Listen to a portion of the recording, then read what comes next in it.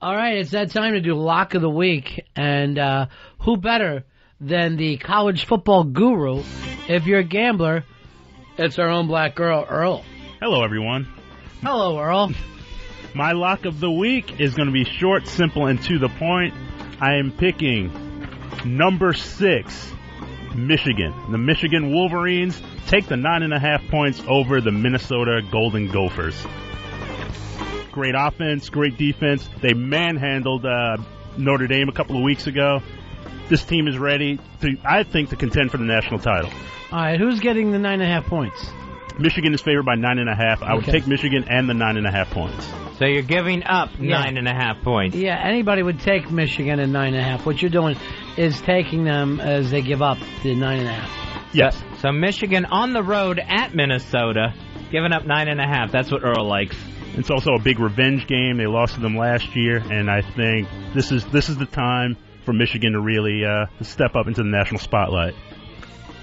Well, being number 6, they're pretty much there already.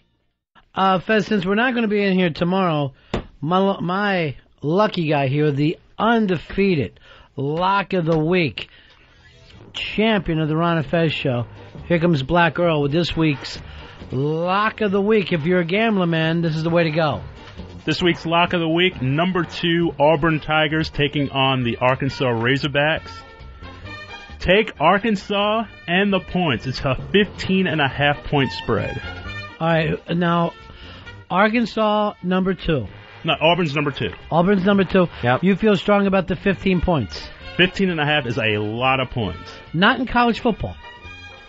You can even find 38 in college football. And it's being and still lose. And it's being played at Auburn. It's at Auburn. Auburn looked very shaky last week. They squeaked out a victory. 15.5 points. I'll go with you, Earl. You know why? You've never been wrong. Perfect record, 1-0. Never been wrong. If we get a hold of Jay Moore, we'll have you do your best with him, Fez. If not, we won't be here tomorrow. So 1 week you can't lose. Very nice. Uh-oh. When you hear that music, here comes Mr. Perfect. He's 2-0.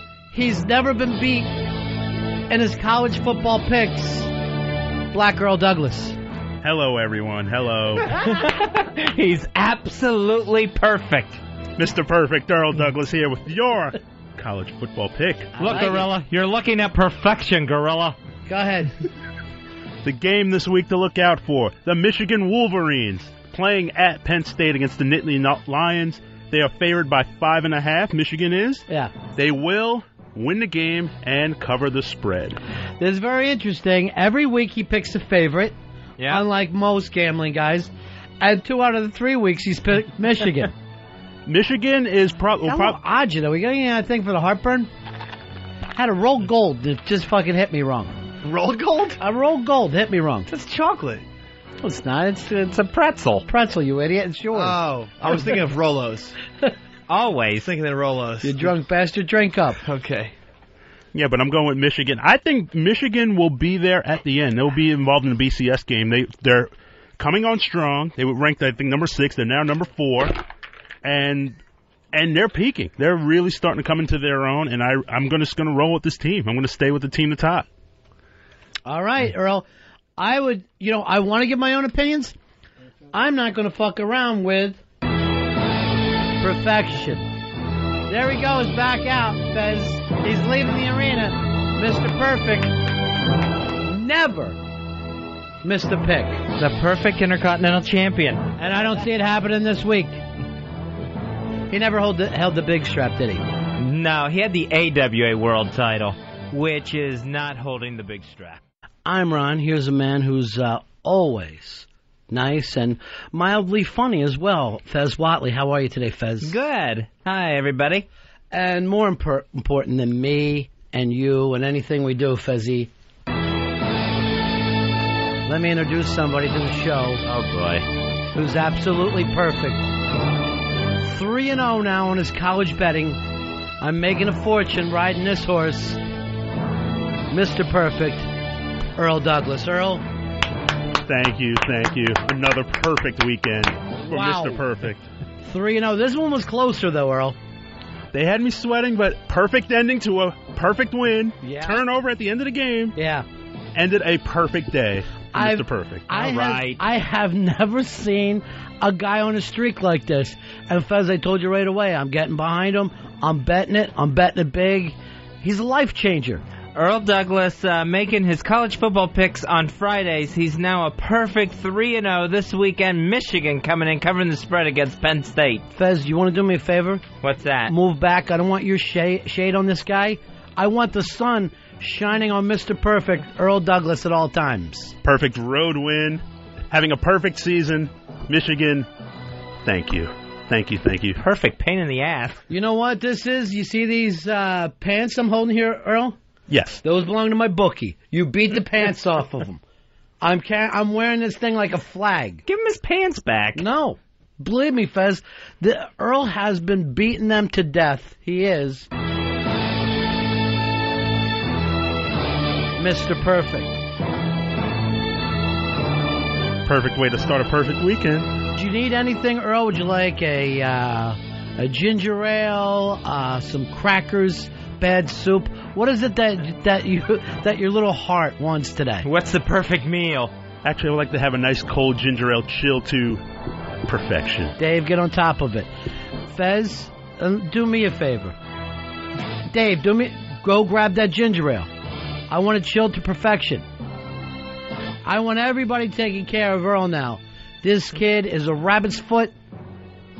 He's a horseshoe. And he's perfect. So far, he's the golden goose. Don't say so far. Respect the streak, Fezzy. Respect him. Take your hat off.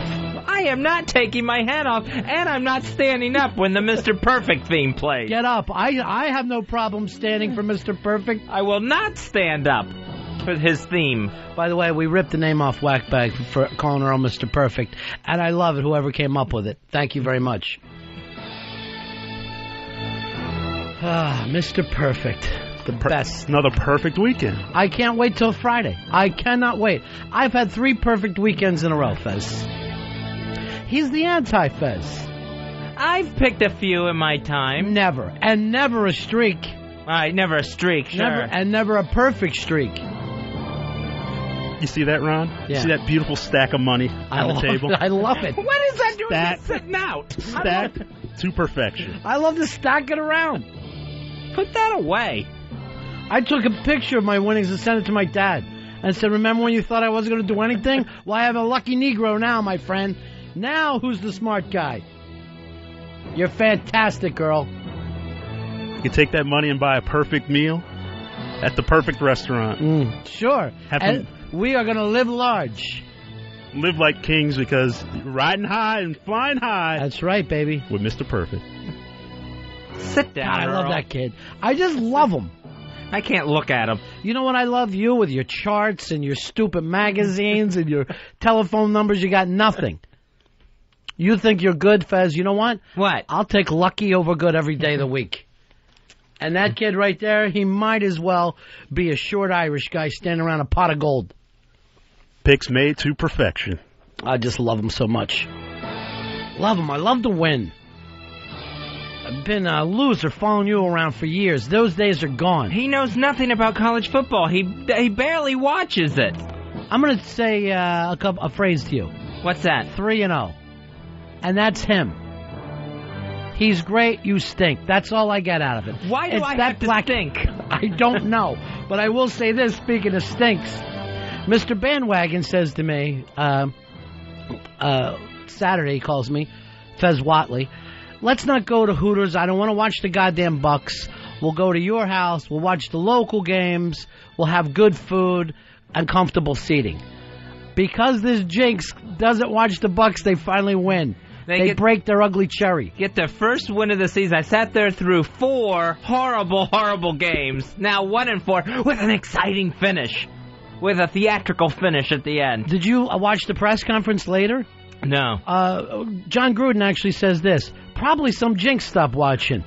We can't exactly figure out where. So now you can't watch them, Fez, because you have to respect the streak. I totally believe in jinxes. I do believe in jinxes. I do. That's great. You believe in yourself. So, yeah, now I cannot watch them so that they'll continue winning.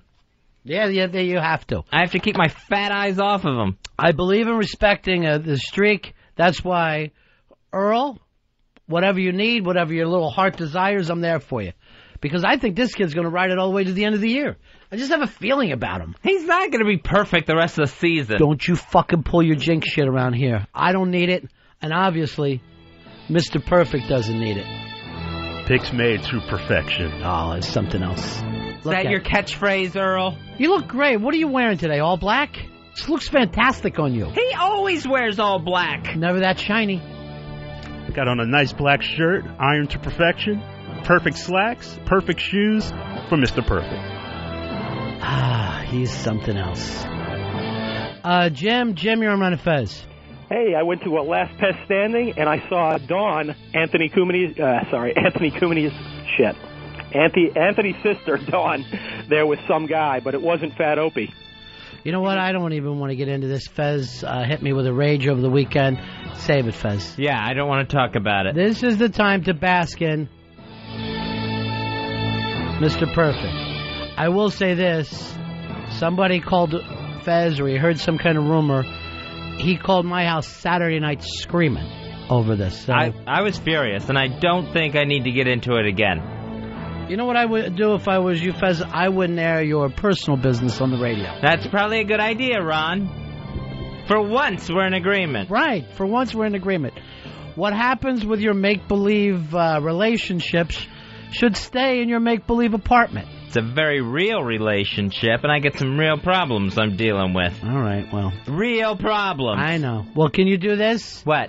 Can you put it on the back burner and do this show today? I will do my best. I'm a professional. That's what I do, Ronnie. Now, I won all this money with Earl, betting Earl's picks.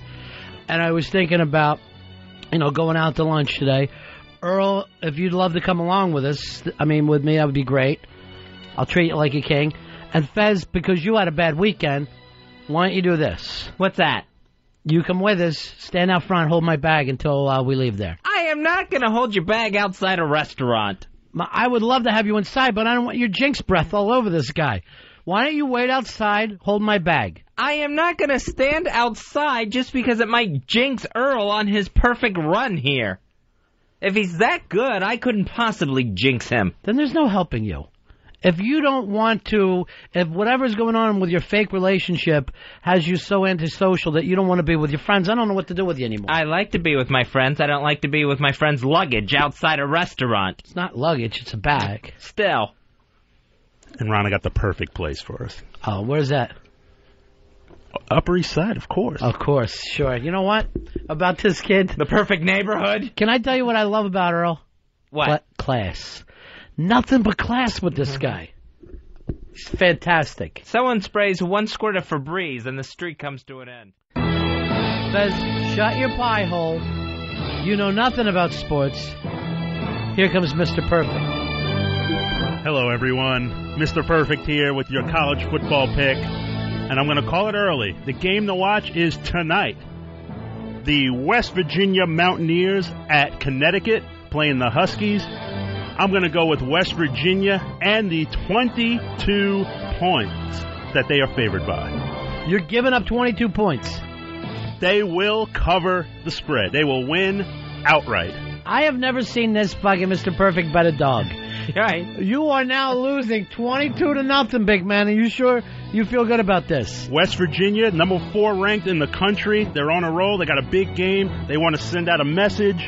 They will win and win big tonight. Fez, what do you think? I think 22 is an awful lot of points to give up. It's a big number. Especially on the road. It's a big number, Mr. Perfect. Even if it is UConn. 6-0 versus 3-3. Yes, I will go with West Virginia. They will win. Let me just point this out. Points. If Connecticut somehow scores a lucky touchdown to start the game, you're down 29-0 then.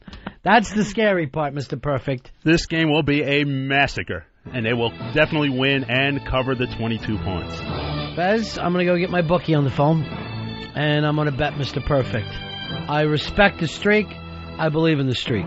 You betting on this one? I'm staying away from it. Of course you are. You fucking jinx. You better stay away from it. I see you near a phone, I'm going to break your fingers. Matter of fact, you don't even know when phones are ringing, do you? No, I don't. Don't represent.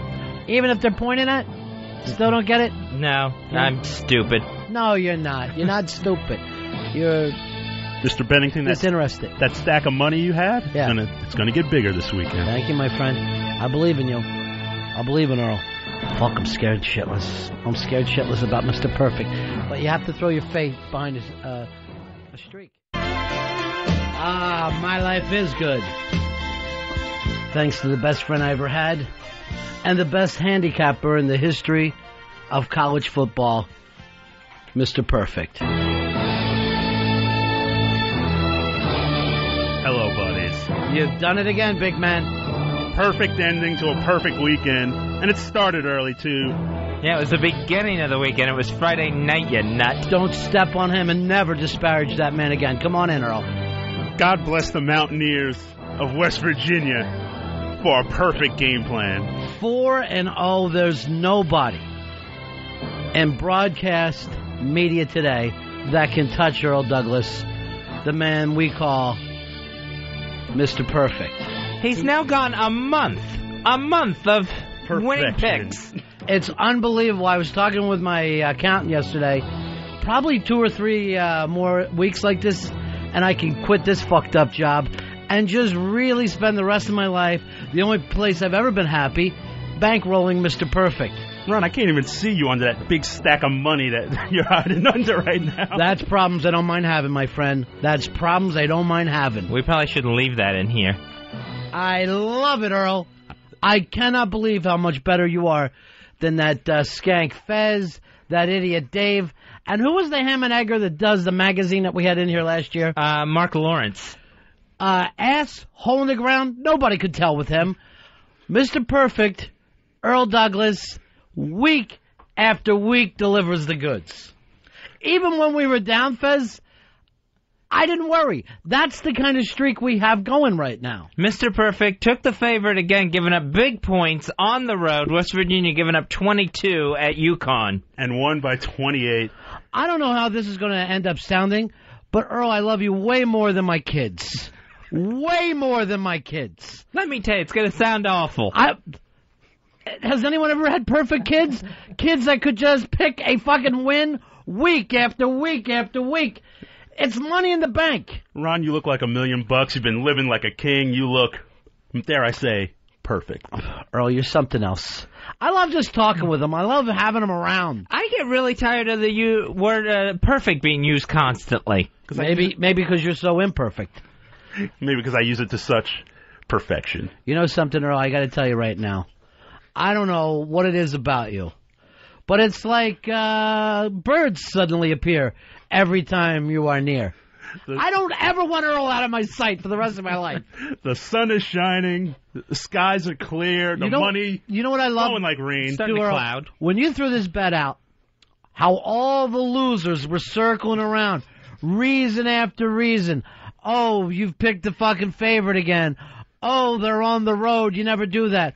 Oh, it's UConn's homecoming. Cold, windy. Yeah, cold.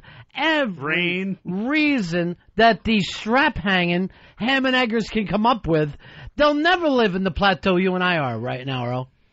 I feel like gold, Ronnie. I feel You so are perfect. gold, my friend. Let me change that. Platinum.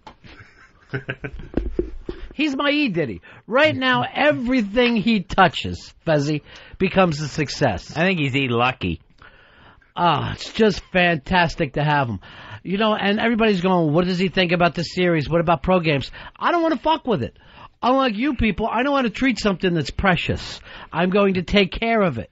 I'll never let anything happen to him. We only get one pick a week, I guess, for Mr. Perfect on Don't Friday. say we. I don't even want you in the room when this guy's picking. Because you jinx. Well, who's his favorite team, Earl? Notre Dame? No, in pro. Oh, the Bucks. Yeah. He was a bandwagon Bucks fan. He jumped on the bandwagon around 99, 2000. He came out. So this year, they open 0-4. So Mr. Imperfect says to me, we're not going to Hooters on Sunday anymore. No more hard chairs. No more bad food. Let's go to your house and just watch the local games. Since that has happened, the Bucks have gone 2-0, and a guy kicks a 62-yard fucking field goal. It's just In the heat, which is heat humidity. And the thing must have cleared by 7-8 yards. Oh, yeah, he could have hit a 70-yard field goal. Matt Bryant, I can't look at my team if I want them to keep winning. I cannot turn this face upon the Tampa Bay Buccaneers. Earl, I can't even... It's like he's speaking a foreign language. It's like Earth 2 perfect. I know. He speaks loserese. You, on the other hand, absolutely perfect. So all my doubters, all my critics, I took the Mountaineers and 22 points, 3 touchdowns, over 3 touchdowns. I love everything about They him. win by 28. I just love him. Anything you want, Earl. Would you like to do an Earlatorial this week? No, I do Fezzatorials. You want to do the movie reviews? Anything you want. This show is your show. I mean, you want to double that pile again? Absolutely, my friend. Double that stack of money? Oh, you know what? I'll ride this thing all the way to fucking January. All the way to January. But there's only, what, 3 regular season games left. And then I will finally tell XM, kiss my ass. I'm out of here. I'm living the life with Earl. It's like I'm the gift that keeps on giving. The perfect gift. You are something. You are something else. The annoying gift. Matt, you're on Run of Fez. Hey, I just wanted to point out that Earl's been just about perfect ever since he went in the terror tube. Maybe it's like a David Banner thing. You know what it is? It's like when John Travolta had that aneurysm and everything, then he had superpowers. Oh, yeah, you're phenomenon. Or maybe Heroes. Maybe it's some mutant gene that helps him see into the college future. Fantastic. Touch of perfection. And you know what? Touch. I look up and I see Wise Ass is up there. I don't even want to talk to him. Maybe we should start and do separate shows. The Fez Loser Show, the Ron and Earl Winner Show. I don't want to do a loser show. Wait, you get Dave. That is the loser show. Yes. And you get on Frankenberry. I'm going to throw Frankenberry your way. Frankenberry, I asked for a breakfast bar for him to get me one across the street. Hershey bar is what he came up with. Yeah, I'm like, make sure you get chocolate. I only like the chocolate. I'm drowning in peanut butter here, Ronnie. I'll eat them both, loser. Give them to Earl. I don't want you eating in front of Earl anymore. No, I'm not going to talk to T-Bone and any negative people. Nothing but positive people in my life from now on. And right now, there's only one positive person for me, Earl. What about me? I hate to say this, Sleprock. You're the worst human ever. You and Dave and Frankenberry, the loser pile. All right, I've had some bad picks in college football along the way. I don't think it makes me an awful person. I don't think it makes me Idi Amin. Let me tell you how bad he picks. He picked a team, and that team, the entire team came down with TB. A disease you never even hear of anymore. You fucking are a jinx. You're a jinx.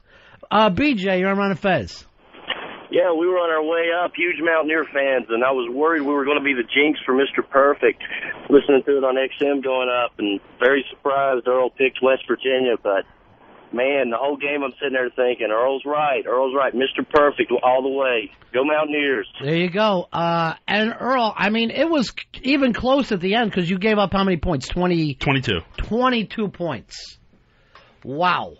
I mean, who does that? Fez, on the road, gives away 22 points. It's the other team's homecoming. Nobody does that. Oh, well, and wins. No, my friend, one person does. Mr. Perfect. I'm so sick of hearing this song. Picks to perfection. Matt, you're on Fez. Yeah, I want to know if Earl could take over Fez's spot on Sports Nation on Monday mornings. Actually, Fez is absolutely perfect for that show. That loser show. Earl, I never even want you turning it on. When you hear the picks on that fucking channel, unbelievably bad. Nobody turn it on when I'm on there on Mondays. It's like being in the bathroom for Fez. It's just awful. How long is that going to go on? Forever? I think it is. I don't think I can get out of it. And I swear I would sound better if I put the phone in the toilet and let loose. You know, here, he says he doesn't think he can get out of it. Fez, you play the part of Wiki, I'll play the part of me when he asked about Sports Nation. Go ahead. How's Sports Nation going, Fez? No, I'm not. I'm me. I'm Ron. Oh. Ask me to do Sports Nation. I'll show you the easy way to get out of this. Because they asked Ron and Fez to do this every Monday. So, Fez? Ron, we'd like you to appear on Sports Nation with TJ Reeves. No. Yeah, we really need you to do it. There wasn't no backup fucking thing. You tell people no, they understand, they move on. Instead, Fez says yes, and now worries about it all the time. Greg, you're on Ron and Fez. Hey, why don't you take some of that stack of money and see if you can get Earl laid, or you think that'll mess up the streak? Earl, I'll take you right over Bellevue right now. I will take you to Bellevue, and you can have your pick of the litter. I make a perfect pick with that. Have you gotten laid since the Maniac? No. I'm respecting every streak whatsoever. Nothing better than crazy sex, though, is there? Oh, it's the best. Yeah, I know. The Sick best. fucks. Sick, crazy bastards. I have done everything not to break this routine during this beautiful streak of Yes, sex. don't break anything. And Dave, don't you even fucking eyeball him. Earl walks by, look at your shoes. Matter of fact, I wouldn't mind keeping you on a coffin to keep this guy hot. As long as it's a Yankees coffin. Yeah, I'll put you in a Yankees coffin. Okay. Yeah, idiot. Way to come in with a good line. You get one line so far in this short show. What about a Yankees coffin? The whole fucking team should be in that coffin. Fezzi, I noticed that you and Patrick have both brought your guitars. We wanted to get into some kind of a sing-off, though. But if you guys don't mind, I got a little business to take care of first.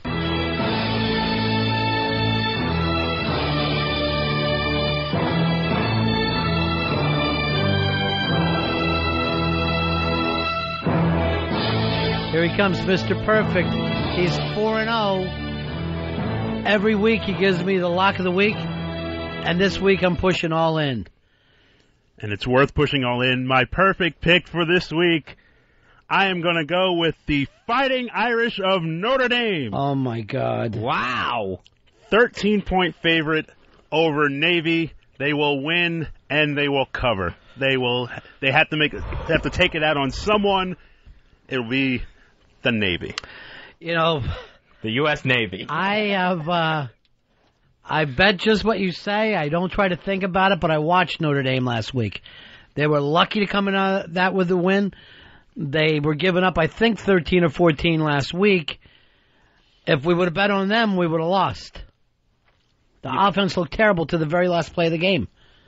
Charlie Weiss will whip this offense into shape and destroy Navy this weekend. This is their statement game. In that game, neutral site, Baltimore. Let me tell you something, my friend. There's no such thing as neutral as long as there's Catholics in that town. You are not going neutral with Notre Dame.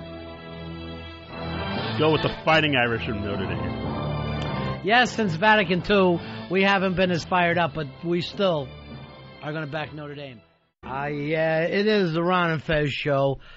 Earl Douglas with the Earl Douglas Experience, just doing a fabulous job today, Earl. And when I say you look like $1 million, I mean literally.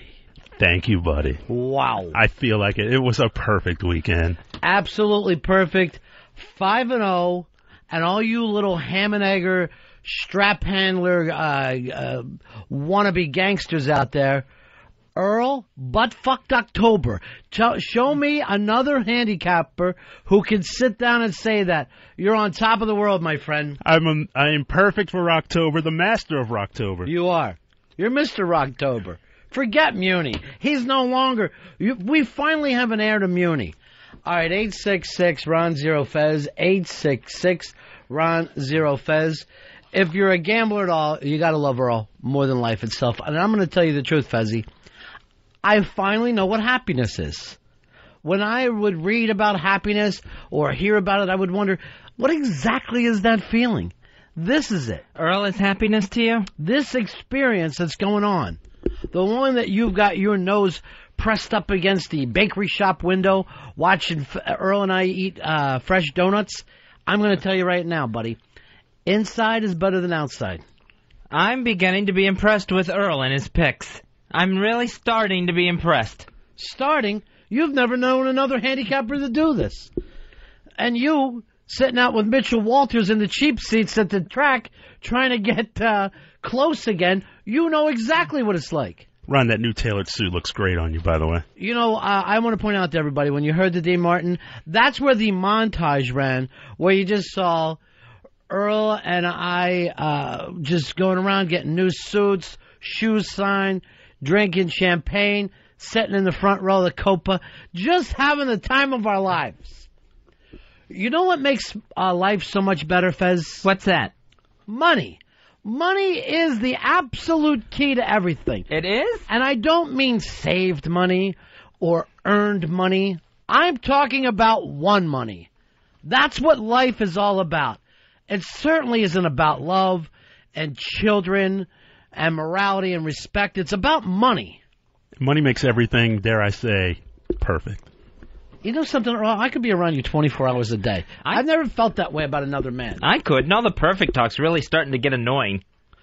Annoying? Yes. Earl, Fez, you really have got to get involved and just see what's happening. You know who you remind me of? Doubting Thomas. There's Jesus over there dressed in black, picking football week after week after week. Taking October, putting it over the couch. Is there lube? Hell no. He dry fucks October into submission. I've never seen anything like it. It really is amazing. For anyone who didn't know Earl's pick from last weekend, he took the Notre Dame Fighting Irish, giving up 13 against Navy. Final score, Notre Dame 38, Navy 14. The first half, a little shaky, and then something, Fez, happened. A calm rolled over me.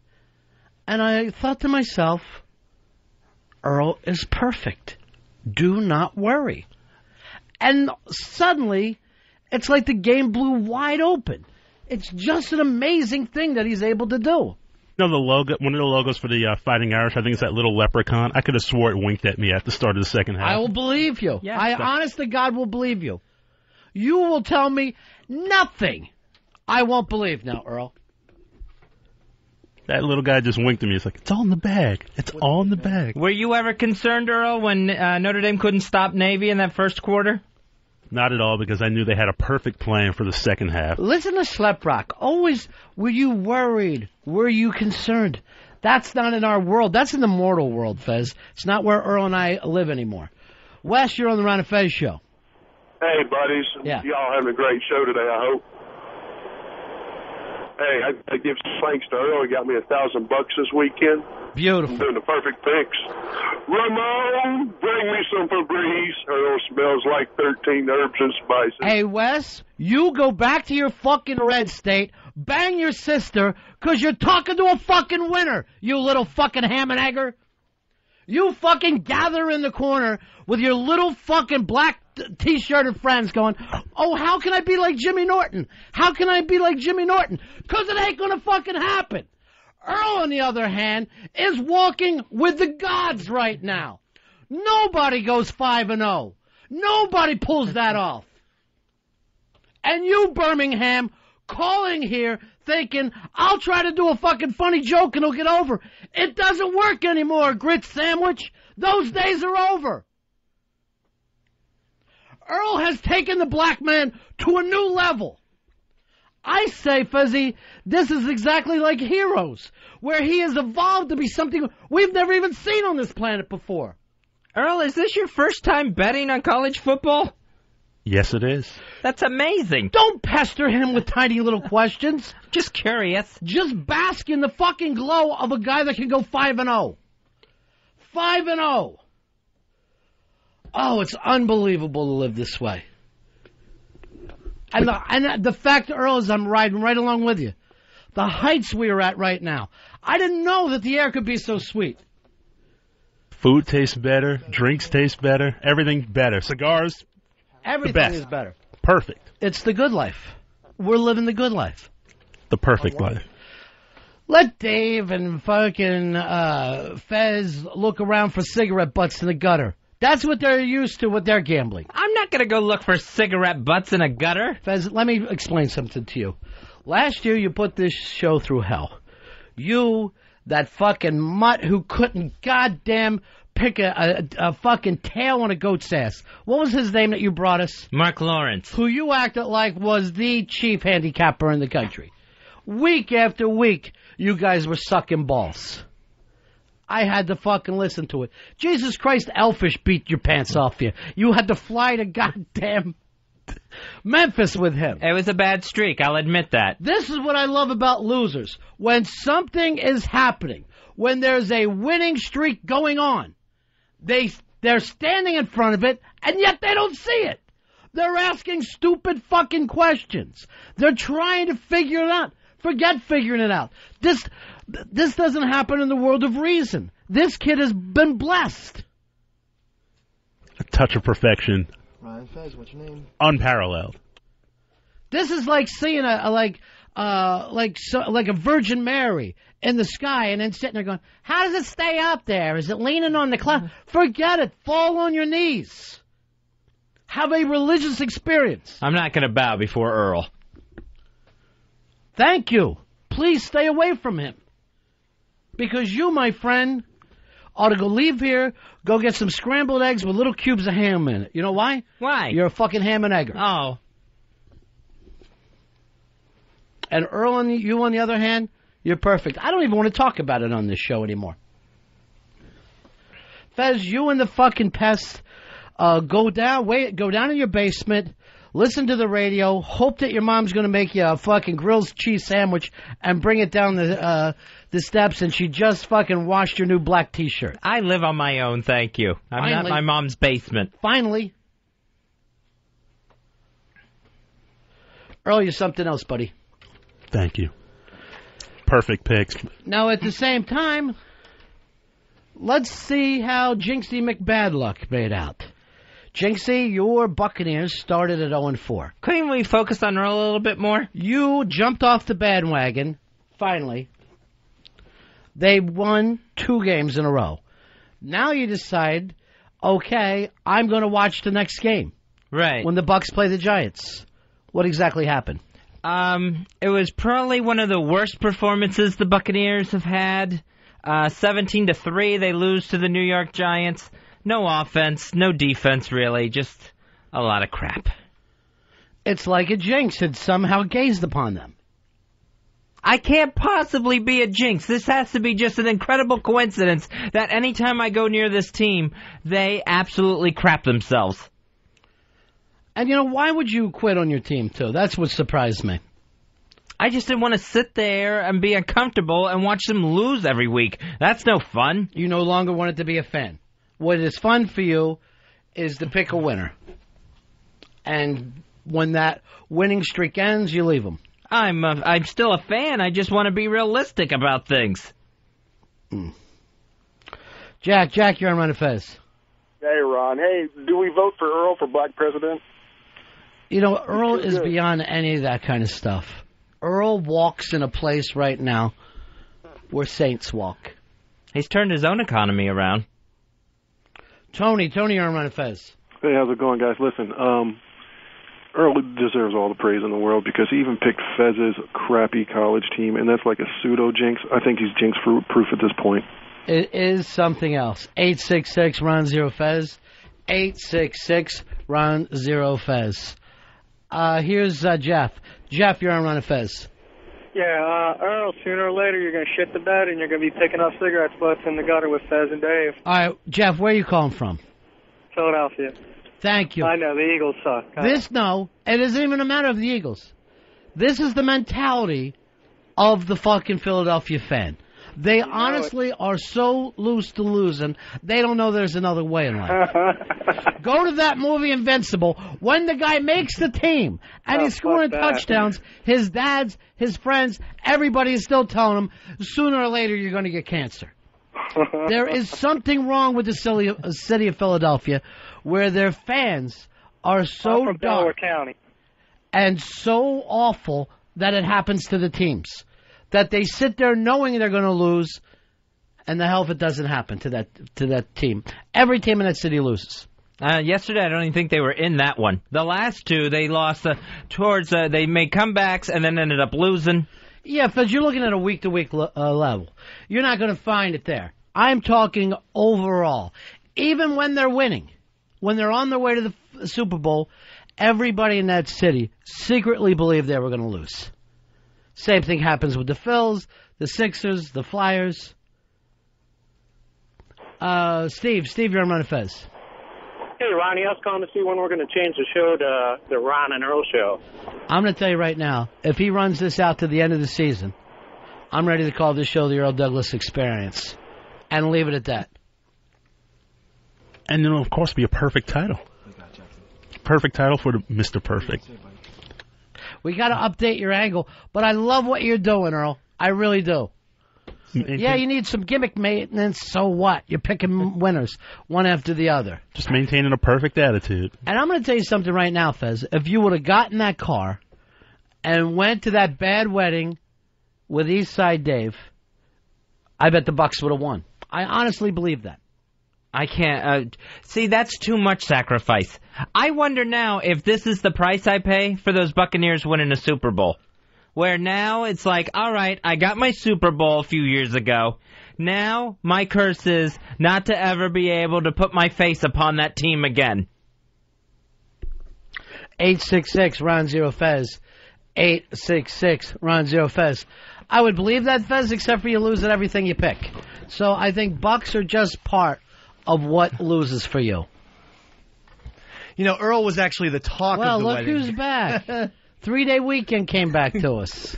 Yeah, and everyone who was an XM fan or whatever, listened to the show, only wanted to talk about Earl Douglas. Sure. And the magic that is Earl Douglas. It was totally insane. He is... Family, a lot of big bettors in your family? Lot of bettors, lot of gamblers. Yeah. We're talking women in their 80s who gamble on the games.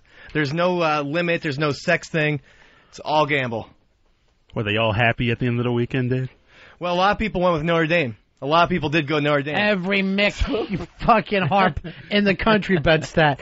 First of all, I thought that was gambling when I was a little kid, was just putting your money on Notre Dame. How stupid. And so the great thing was, after the game, you know, the reception, I was like everyone's favorite. People were getting me drinks all because of Earl. Tony, I'm running Fez. Hey, Ron, Tappy, I just wanted to point out all the naysayers I read about on the message boards are talking about how Earl's cherry-picking games, but he's using the odds, the point spreads. I mean, Vegas sets those things designed to make two teams even, and then they make their money on all the people that lose. If the fucking strap hangers thought it was easy to pick games, it's because they've never done it before. And you don't know anybody who goes 5-0. No. He gets one game a week. We push all in. He fucking hits it 5 weeks in a row. I've never been around anything like it.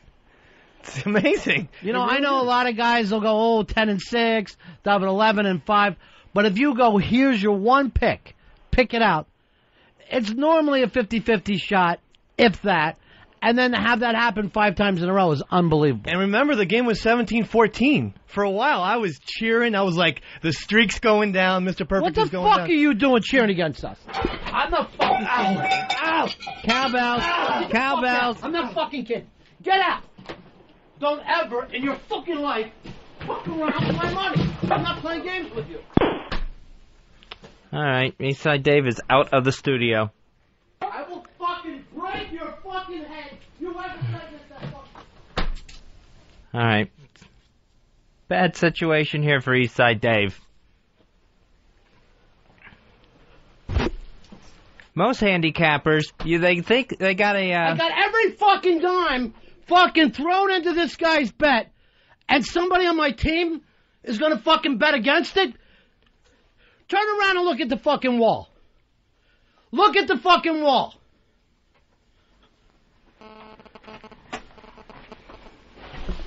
I thought we had a team here. I thought this was a team situation. You'd like to think it was a team.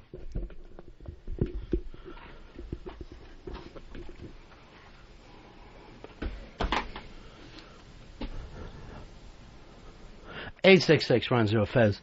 866 Run Zero Fez. Tim, you're on Run Fez. Hello. How are you? Good. Hey, I was wondering, a couple of months ago, or not even a couple of months ago, Earl was thinking he was dying, and now he's making all these good bets. What happened in that hospital? Isn't that interesting? It's amazing because Earl has had a complete physical as well as mental turnaround here. Well, no, let's just think what happened. Earl fainted as if something so powerful jumped into his soul, jumped into his brain, that he could no longer stay conscious. And it's almost like there was a spiritual awakening. Now, he went out of his way to try to figure out how to correct it in this worldly plane. He went to doctors, he went to psychiatrists, he tried medications, x-rays. I'm sorry, there's only a couple people that could probably understand this. One of them's dead, Mother What would Teresa. happen? Mother Teresa would have wonder known what what would happened to him. What would happen if you tie up Dave and throw him in there? Dave's looking at the wall right now, and I just want to say this. Don't try to fuck with Earl. Don't go against the streak.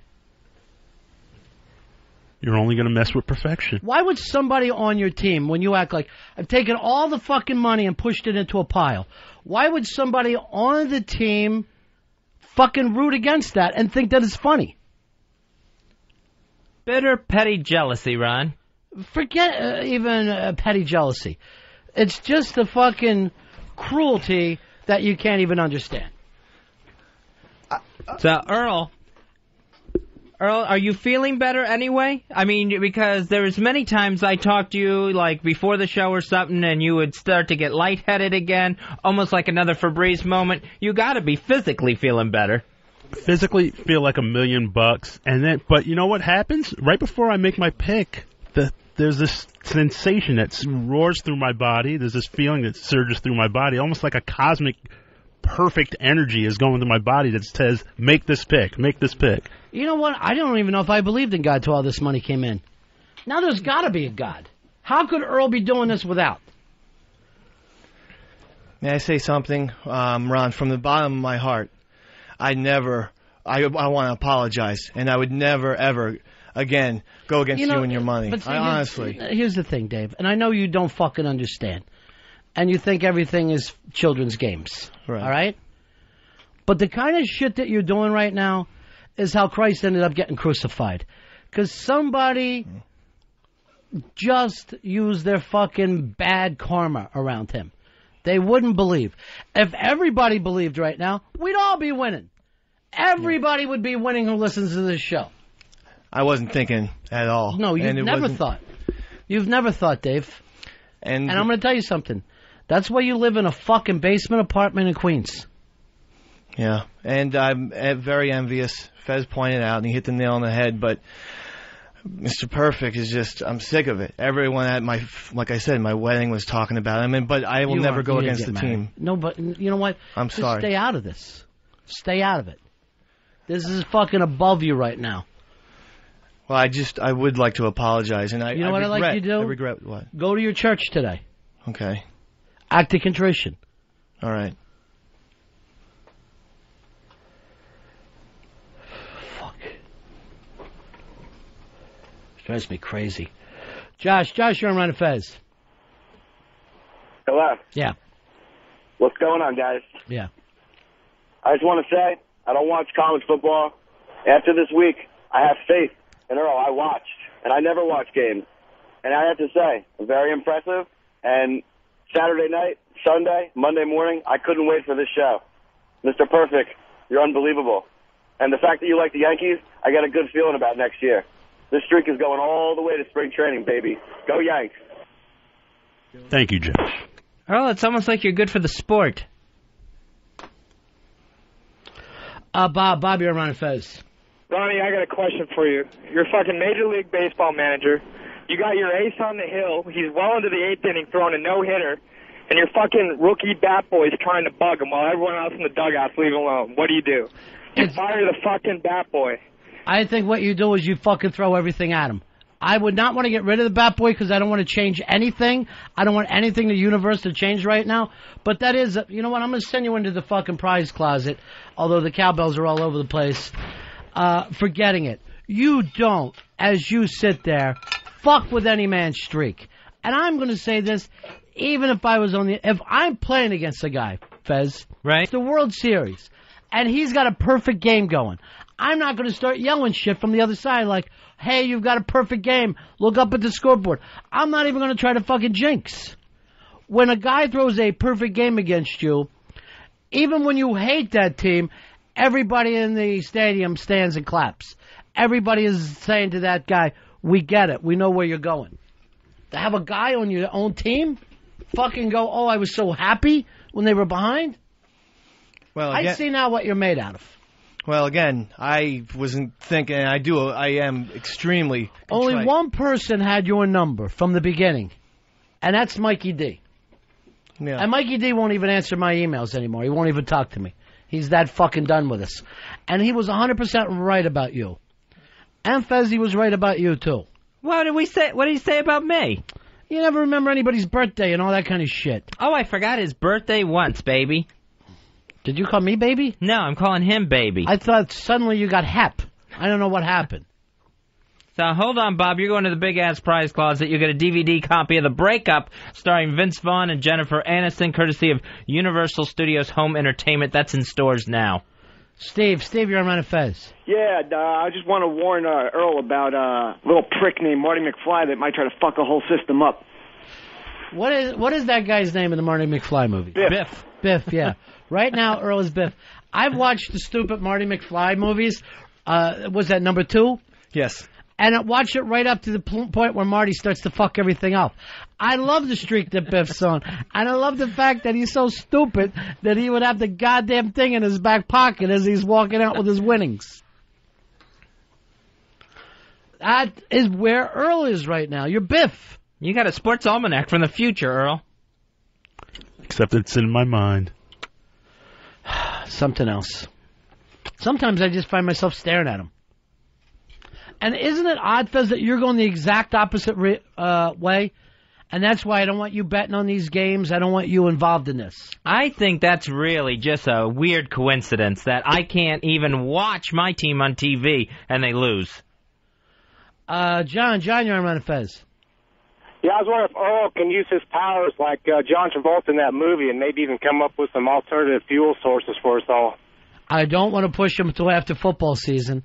But after football season, Earl, I do want to take you over to Columbia University and have some tests done on you. Because you may be, I don't read the whole Bible thing. Is the Messiah, when he returns, is he supposed to be black? I never read that anywhere in the Bible. Not my Bible, anyway. Well, check. Because if it is, I think I got him. And I'm willing to turn him over to you in January. It's funny, I saw my parents this weekend. My mother went, you have this weird glow about you. You look different. You feel different. So, anything happen? All right, when you say your parents, I know it's your mother. I doubt very much that your dad. You came here from another place, Earl. Maybe I did. Maybe it's all kicking in now. Was your mother born without sin? No. That threw me off. Just have to look for another answer to this.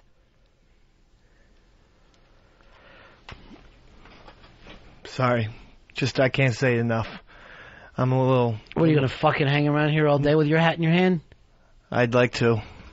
Just to show you. I'll do whatever it takes, Mr. B. I won't talk to Earl anymore if that's what you want. That is what I want. I don't want you to fucking talk to him. Just write letters, and that's it. You see that thing in front of you? What's that called? Microphone. Don't talk near that either. Talk away. When the on-air light, see, on the air, when that light goes off, start chatting away like a fucking stupid idiot.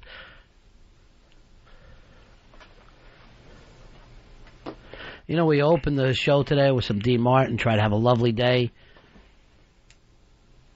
You know, here's the interesting thing, too. I got all this one money. You know the one thing I'm not putting my money towards? What's that? Bills. I just don't like the idea of paying off bills with that money. Because then it feels like you're wasting it. I don't think it's really considered a waste if you put it to good use like that. Let me squint here and see if you look exactly like my ma. No, but you sound like her. You can honestly be somebody's mom sometimes. I'm just saying what's practical. What was the scratch on your eye? I just noticed it. Cock in the eye? No, this was not a bad cut that I got. I was watching the Gator game on Saturday. Uh-huh. And I was shaving to get ready to go to a party. All right, now you know you're a degenerate. If you're sitting there losing your game and shaving. And Georgia fumbled the ball, And I moved to look at the TV, and the razor went up way too high and cut me right on my cheekbone there. That thing is almost your eyeball. It's about an inch and a half from your eyeball. Yeah, and then I'm on these blood thinners for my heart problem, and I am just gushing blood. Like the old wrestling announcer Gordon Sully said, a crimson mask, as it's just running down my face. I was like 45 minutes late for where I was going, because I could not get the bleeding to stop. So you're like one of those guys, you live alone, and then when you get drunk and something like this happens, you end up bleeding to death, and they're going, why didn't you just call 911? But he passes out. So like maybe because of his blood thinners, he could have lost so much blood that he dies from a razor cut. You just saw the 9 and the 1 dialed on my phone. I just didn't get any closer to it. And then it's going to take us a while because the cat has already eaten your face.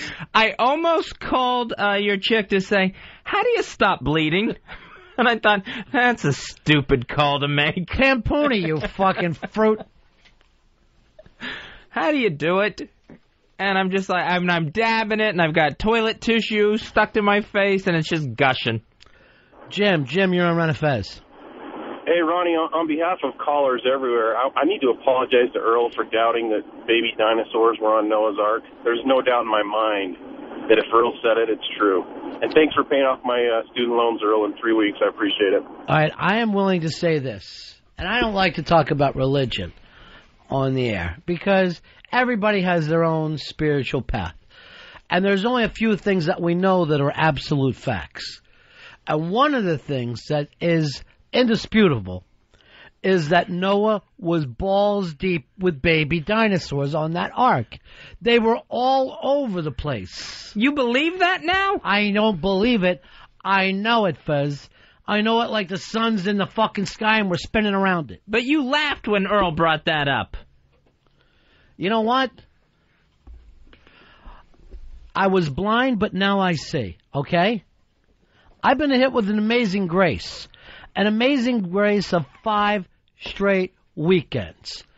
5-0. The guy picks winner after winner after winner. I can understand having a spiritual awakening, but to all of a sudden start believing the Noah story out of nowhere, and then not only the Noah story, but the baby dinosaur part of it too. Sure. He had all these babies. This is like 6,000 years ago, so we don't know everything about it. Noah had all these baby dinosaurs that were made docile, Fez, from the Lord. And they were riding around. There was rain was coming, drowning the sinning non-believers. And you can see how frustrated you get with non-believers. Look, what I had to deal with today was Dave. Sure. It's almost a stoning with cowbells. Right now, if it happened again, I would think that the ark would just be me, Noah, Earl, and a bunch of baby dinosaurs. And no, I ain't fucking throwing you a rope, Dave, because you fucked it up. We got that big stack of money, too. Can't leave without your money. On the ark? We could gamble a little bit until it dries off. A party boat? I'd rather have the money than when things dry out, find out I don't need it, than if things dry out and I find out I need that cash. So you almost bled to death over the weekend. Yeah, almost. From shaving. One more time. That would have been an embarrassing way to go. How long did it take you to stop this gush? Like about 45 minutes. And I would get it where I thought it was done, and the next thing you know, I'd see it break loose again. I'd see another trickle going down my face. I can't imagine your life. Yeah, these fucking almost. It could make me tearful when I think about what a daily day is like for you. Not to mention the fact that I get left with a cut and a nice little bruise to go around it. Can I just ask, that's what I don't understand about blood thinners, is that why do people want thin blood when... To go through his heart. But as soon as you cut yourself, you're risking your life. It's more of a risk for him to clog up that fucking heart. He'd rather go get a stitch in his face right now than worry about his... You don't understand. It's like mud, his normal blood. Okay. It's so thick, it's ridiculous. That's because I'm of mixed heritage. I don't know. It seems like he's by mixed, he means his dad married his sister. That's mixed in his family. So, yeah, it has to be thin. It has to be like water. It's not going through my artery. But I'm sure a lot of people do end up dying because of bleeding to death. I'm sure it happens a lot more than we think. You're What do you mean more than we think? Like it's a mystery.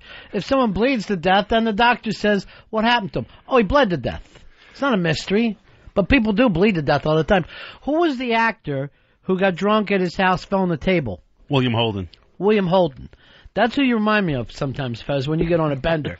It's like William Holden. He's a gigantic star, had been one for 45 years. Took him a week to find him. Ah, that's sick. Because he lived alone. Hopefully someone will come and check on me before that much time passed by. One of the things that was on 30 Rock last week, she was a single woman living alone in the comedy show business. And I'm like, God, this is like Fez. Her fear, choking to death alone at home. Something that would easily be able to be taken care of, but because you choose to live alone, you choke to death. I've actually practiced that one, where it's like if I have to make a phone, if I start choking and I have to make a phone call, would I be able to talk while I was choking? And I would just kind of, choking, just to see if I could get out the word choking, so whoever I called would know to call 911. But how much time do you think you're going to have there? Not a lot, because I'm going to instantly panic that I'm choking, right? That I can't breathe, and it's going to be hard to even hit the redial 1. But forget all that. Even if you get them immediately, normally you're not saved by the ambulance showing up. You need somebody in there pounding on your back, kicking you in the gut, getting that loaf of bread that you got wedged down your throat. So you should see the bites this fucking takes. So my other thought is, do I try to get to a neighbor's house and explain to them that I'm choking, beat on the door, hope somebody answers, that knows the Heimlich? That's asking an awful lot. This is the rare place this is the weird place I am with Fez right now. I never call you, right? I call you about once every couple weeks. Right. But when I do, and he's not there, I get a little fucking nervous because I'm like, he always is at home. There's no other place that he is. So when he doesn't answer, I'll say to my chick, you think he's dead on the floor? I've called this fucking doorman before to go up and check on him. And now you would think that Fez would be mad at me. He loves when I call the doorman to check on him. Oh, yeah. Yeah. Then I got to answer the intercom. Are you up there? You all right? Usually it's just a trip to the laundry room or the grocery store. So I'm not too far away. By the way, it looks like I scared all the little O&A interns when I was fucking mad at Dave and throwing shit. Boy, that room cleared. Little John, are you okay over there? I'm okay. I was scared a little bit, but I'm all right. You started crying like your dad was beating up your mom again, like in the old days, back there in Staten Island. Well, actually, it was the opposite way around in my household. Kevin, you're on. Well, hold on, Kevin, you're on the Ron and Fez show. Hey, Ronnie, where's Patrick? I got a great Three's Company trivia question. Patrick came in on Friday, killed. I got an email from him over the weekend thanking me for having him in, but said that he didn't feel comfortable co-hosting on the days that Fez is here. So in the future... Well, tough nuts to him. When we have him co-host, that's a day that Fez has either cut himself shaving and needs to go in the emergency ward for 3 days, or he's choking on a full loaf of bread. Yeah, I don't see Patrick or Fat Opie, a.k.a. Fat Opie, being back in here to try to co-host. I found it to be a complete disaster. Dave, you're on Fez. Hey, how you doing, buddies? Yeah. Couple of things. Fez, you need to have on hand what's called a styptic pencil, or they even make a styptic gel pen these days.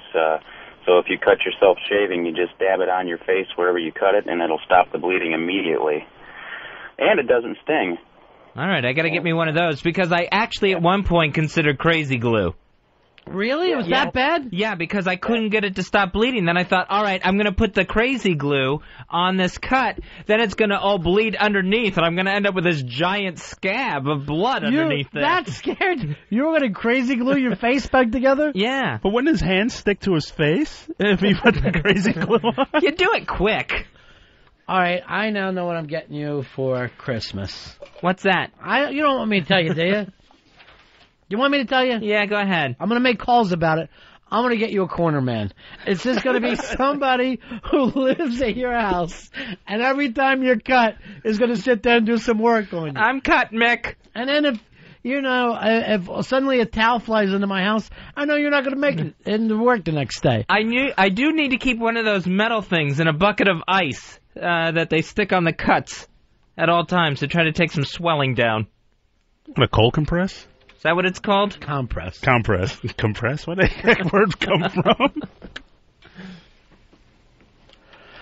Here is Daniel. Daniel, you're on the Ron and Fez show. Hey, how you doing, Roddy? Yeah. Hey, Mr. Perfect, Earl Douglas, I just want to thank you for a perfect weekend. I just found out my wife is pregnant with a boy, and we are going to name him Earl Douglas. That's beautiful. I'm honored. What a perfect name for a perfect little baby. Beautiful. You know, Earl, I wouldn't name a kid after you, but I would let you sire one. If you really wanted to come by, get my chick pregnant, because I know you can't seem to find one. I feel like I owe you that. Be perfect offspring. I'll rub that. I'll just take that little black baby with me everywhere, fucking rubbing his head. 6 months old, you got in the fucking crap table. You know, you're not going to believe this, Fezzy. There's something about my personality that's almost a little, dare I say, addictive. No. And it's all back now, and it has nothing to do with drugs and alcohol. That's fucking stupid. That's fucking terrible, children, to ever get your life caught up in drugs and alcohol. It's a one-way street. It's a fucking dead end. But gambling, that's a fucking 8-lane highway that just rolls across the country. And at every fucking stop is opportunity. Children, if you're going to get involved in anything, make sure it's gambling. College football is the way to go. Is that the right message? It's the only message. I'll go and speak in front of Boy Scout groups. I'll go to orphanages, any places that kids need a little extra help. The beauty about gambling is you're only one game away from totally turning it around. That's the truth. And you can't say that about anything else in your life. You're one bet away from being back on top. And if you're on a streak like Earl and I are right now, and I say Fezzy, you know what I brought to this? What? Belief. Just belief in this, man. That's the only thing that I provide. Faith. But, let me ask you this. What is a deity without faith? Would Jesus be so powerful if no one on the planet believed in him? He might as well be that fucking 8-armed elephant in India no one gives a flying fuck about. But because people believe, that gives them the power to be Jesus. That's true. I guess he'd just be another guy on a cross. You know how many guys were on crosses, Fez? What? Thousands, maybe hundreds of thousands. Jesus was the big deal, though. Why? People believed. And Jesus walks. That's what I think when I see Earl. I believe now. Jesus.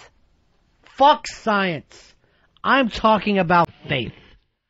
I'm talking about belief in something bigger than you. Money.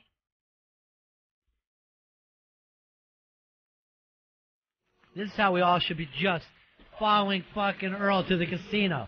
Just all lined up behind him. A 1,000,000-man march, everybody with betting tickets.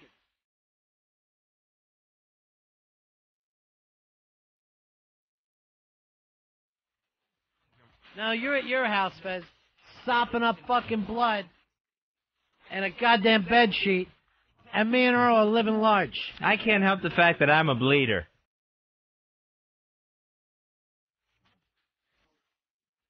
Hey, Ned, you're on Fez. Hey, congratulations to Mr. Perfect. Yeah. Fezzy, I just wanted to say you'd be dead meat trying to make a phone call when you're choking. Your vocal cords are actually closed down. Your vocal cords are in your windpipe. Yeah, it's not like I'm choking a little bit when your hair gets cut off. What's that? Just freaking sets up in no time at all. So I wouldn't even be able to get out my choking. Yeah, because you're not. You're just... There's just no fucking air whatsoever. All right, so if it's my number and there's nobody on the other end, you know what that situation is. First of all, you are not going to be able to make the call. And normally, most of these guys you're banging are fucking Spanish. I like to see a fucking American every once in a while. I know it's going to cost you a little extra, but do it. Now, I want to talk a little bit about Mr. Perfect because we've got a gambling weekend coming up. I checked in with my guy last night, the guy that's been my man now for years, right, that I put my bets in with. The fucker tries to flag me last night. No way. Because I bet differently. I don't mix, I don't come in with 7 bets. I don't try to re-up myself over the weekend. Don't use Monday nights. I go 1 bet a fucking week, and it's Mr. Perfect. So this, the gimmick here is he's acting like something is up. I go, and I just gave him the courtesy call to say, I'm coming in larger than you've ever known me this weekend. And he goes, what's the bet? So I'll see if I can cover it. I go, I don't have it yet. He goes, then how do you know you're coming in large? I go, I just know. He's like, well, then I can't fucking take it. I go, bullshit, you can't take it. You can take my fucking money. When I lose, you don't have a problem with that. You don't try to stop things when you're winning. Why do you want to stop shit now? So we went fucking back and forth. He thinks I'm getting inside information. And he wants in. Really? And I'm like, fuck you. You're not piggybacking me. Buy a satellite if you want to know the fucking bet. That's how I find out. So, Earl, your name is getting out there. That's cool, baby. That's cool, baby. I'm going to put up with that talk because the fact that I know he's going to come in with a big... you know that everyone listening right now, too, Mr. Perfect. Yeah. They got one ear on the radio. They got the other ear ready on the speed dial for their bookies and for their beards. Well, I don't know why you would put an ear on your speed dial, but the point is this. I know. I'm even thinking about this. I may need like a 30 or 40 second fucking jump here because if the line suddenly changes, I don't want to, I should be the one to get in before the word comes out. Oh, I went back and forth with this prick last night. He's like, what's your system? I go, I'm flipping a fucking shiny lucky quarter into your mom's twat. That's my fucking system, prick. Don't fucking worry how I'm getting it. You don't worry what my system is when I'm losing. Oh, I hate these fuckers. And he's like, I do everything on the up and up. I go, you do? I thought this was an illegal operation. I had no idea this is a Better Business Bureau thing. I was out of my fucking mind last night. And look, I was acting like Sean Penn in Mystic River. They were fucking holding on to me. I was going crazy. I've never been as live as I have now with Mr. Perfect. I'm not saying which way I'm going to go, but I'm leaning towards a hot game. Yeah. And I'm thinking dog. Really? I'm only, for the second time during the streak, I'm thinking dog. I don't even want to know. You just tell me when it's time to go. I'll drop the fucking hammer, and I won't think twice about it. Because I hate a guy who, when he gets something handed to him, he sits there and starts to worry about it. I'm just going to go. And I guarantee you it's going to be a lock. Every pick has been a lock for me. You're preaching to the choir, brother. I'm sitting here with a long robe on and a fucking hymn book. That's how much I believe in you. Earl's become almost mystical with this. When the pick hits him, that's when we know. There's no sort of... It just, all of a sudden, I think it just comes into his head. There it is. Making his entrance. He's 5-0. What's happening, babies? He's in a neon green unitard, carrying nothing but a towel and chewing gum. Playing my music, which is absolutely perfect. And I got my pick. It was very easy. Really? You ready to give it out this early? I'm ready to give it out early. And hold on, I got my fucking guy on speed dial. So everyone, speed dial your bookies, speed dial your beards. I looked at all of the action, and I got my pick. All right, let's do it, brother. I'm looking at which team has the most to gain this weekend. Not Ohio State, not Michigan. No.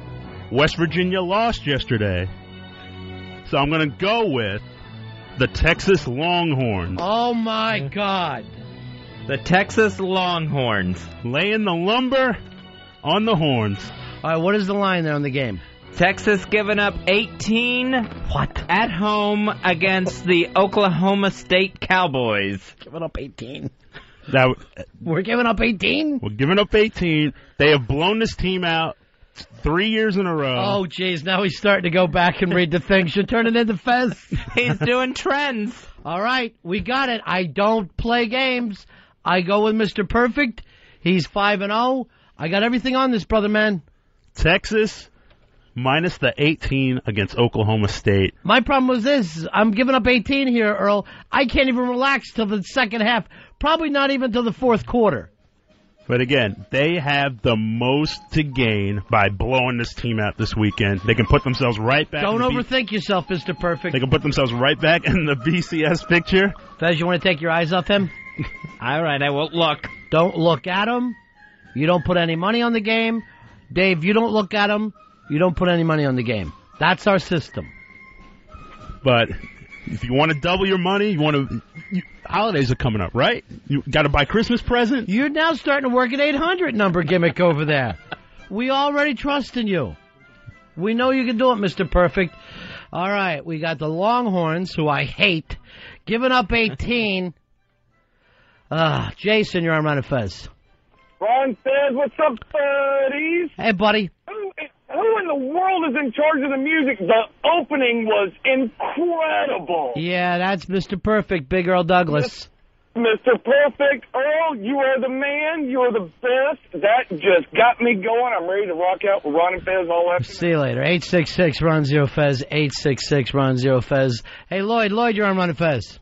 Hey. Yeah. Earl's nuts, man. I don't want to fucking hear it. I don't want anybody bad-mouthing my man. I'm pushing all my money in. I closed down a fucking life insurance thing I had for years last night.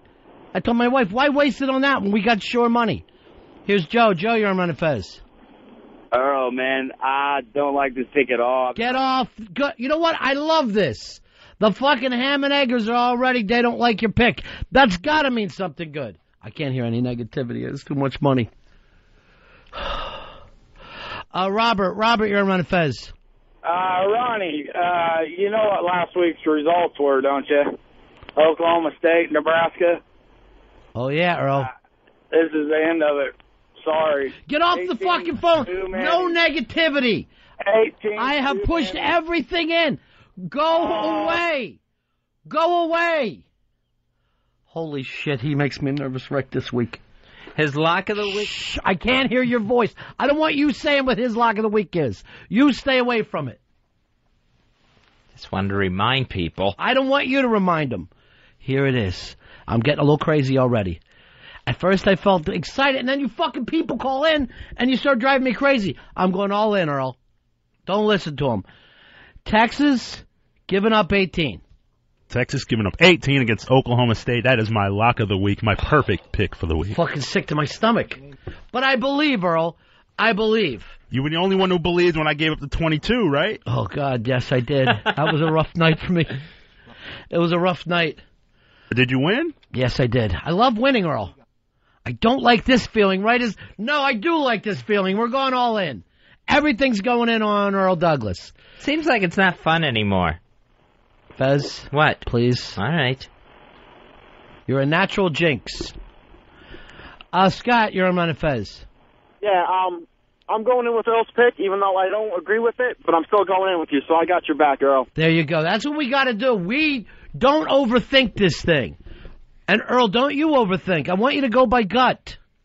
I don't want to hear about what happened over the last 3 seasons. That's fucking loser talk. That's the way you know who talks. F-E-Z. That spells Fez. When did you start spelling? Early on. 3rd, 4th grade. Matt, you're on Ron and Fez. I'm calling from Austin, Texas. Earl is insane. All right, please stop it. He's picking a team that barely beat Nebraska to beat a team that beat Nebraska. And all right, just everyone get off the phone. Earl, are you sure about this? This is your bet, right? But don't fuck with me, everyone, please. Please. I am maybe 3 weeks away, 4 games at the least, of telling XM and Fez Whatley to kiss my ass. I will be out of here, living in the islands like a maniac. Why tell me, too? Can't take it anymore. Every week I've always had little subtle signs about who to pick. I'll play you what was going through my head when I woke up this morning. Okay. The eyes of Texas are upon you. That was playing where? In my mind. It was just like playing over and over in my head. That. Upon you. The eyes of Texas. Nervous wreck. This gambling thing, Fez. Sometimes I think you're lucky because you know whatever you pick is going to lose. And you sit there with your fucking $2 bets. You're at the $2 window. And me and Earl are throwing all in. And when I say me and Earl going all in, I mean me. I mean it's everything. Earl, do you know what time this game's at? Fez, don't fucking look at a clock, bring up times. Please, I'm begging you. I have to be able to look at a clock. You're not watching this fucking game. Fine. Mark, you're on Fez. Hey, Ronnie. Hey, buddy. Yeah. This is a horrible pick. Oklahoma State's got this running back that's going to slow the game down. 18 points is way too much. I don't want to hear logic. Just get behind us. Fuck, jeez. I just want this game to be over and that we win. I want to be at that point. When are we going to start jumping up and down with the champagne like last week? I don't like the before feeling.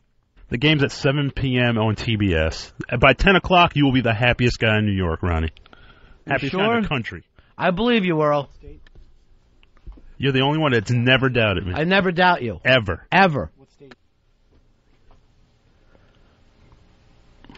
You're almost as much a good luck piece for me as I am for you.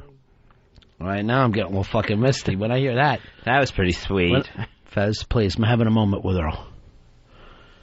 You have a moment with Dave. You and Dave talk about what it's like to sit at the $2 window with fucking holes in your shoes. Hey, Red. Why don't you guys do this? Why Earl and I are putting these bets down? Why don't you two go looking for cigarette butts in the gutter? You fucking hobos. You're two fucking hobo betters. You're terrible. Trailers for sale or rent. Fucking nervous wreck. I'm fucking freaked out, but in a good way. In a good way. I'm so alive right now. I'm fucking Vietnam alive. It's like when you're going into the village, you don't know what the fuck is in there, whether they're babies, whether it's VC, but who's ever alive, you're going to kill everyone. Cattle, old women, it doesn't fucking matter. You're alive. You're alive at that moment. It's all or nothing, baby. Scott, you're on Ron and Fez. Hey, I don't even watch college football, and now I'm going to be stuck Saturday watching one of these damn football games. Thanks a lot for all this stuff, you guys. I really appreciate it. Yes, that's what I worry about. You ruining your fucking Saturday. My entire life is on the line, and I'm worried about your Saturday. See you guys. See you later, buddy. Oh, I get fucking crazy from this. Who doesn't watch college football? You, my friend. You're not watching this game. If you want to watch this game, I'd love to. Look through a mirror. You can have a mirror with the TV behind you, but you do not make direct Jinx eye contact. And do me a favor, put on a welding mask. It's like I gotta watch this thing through an eclipse box.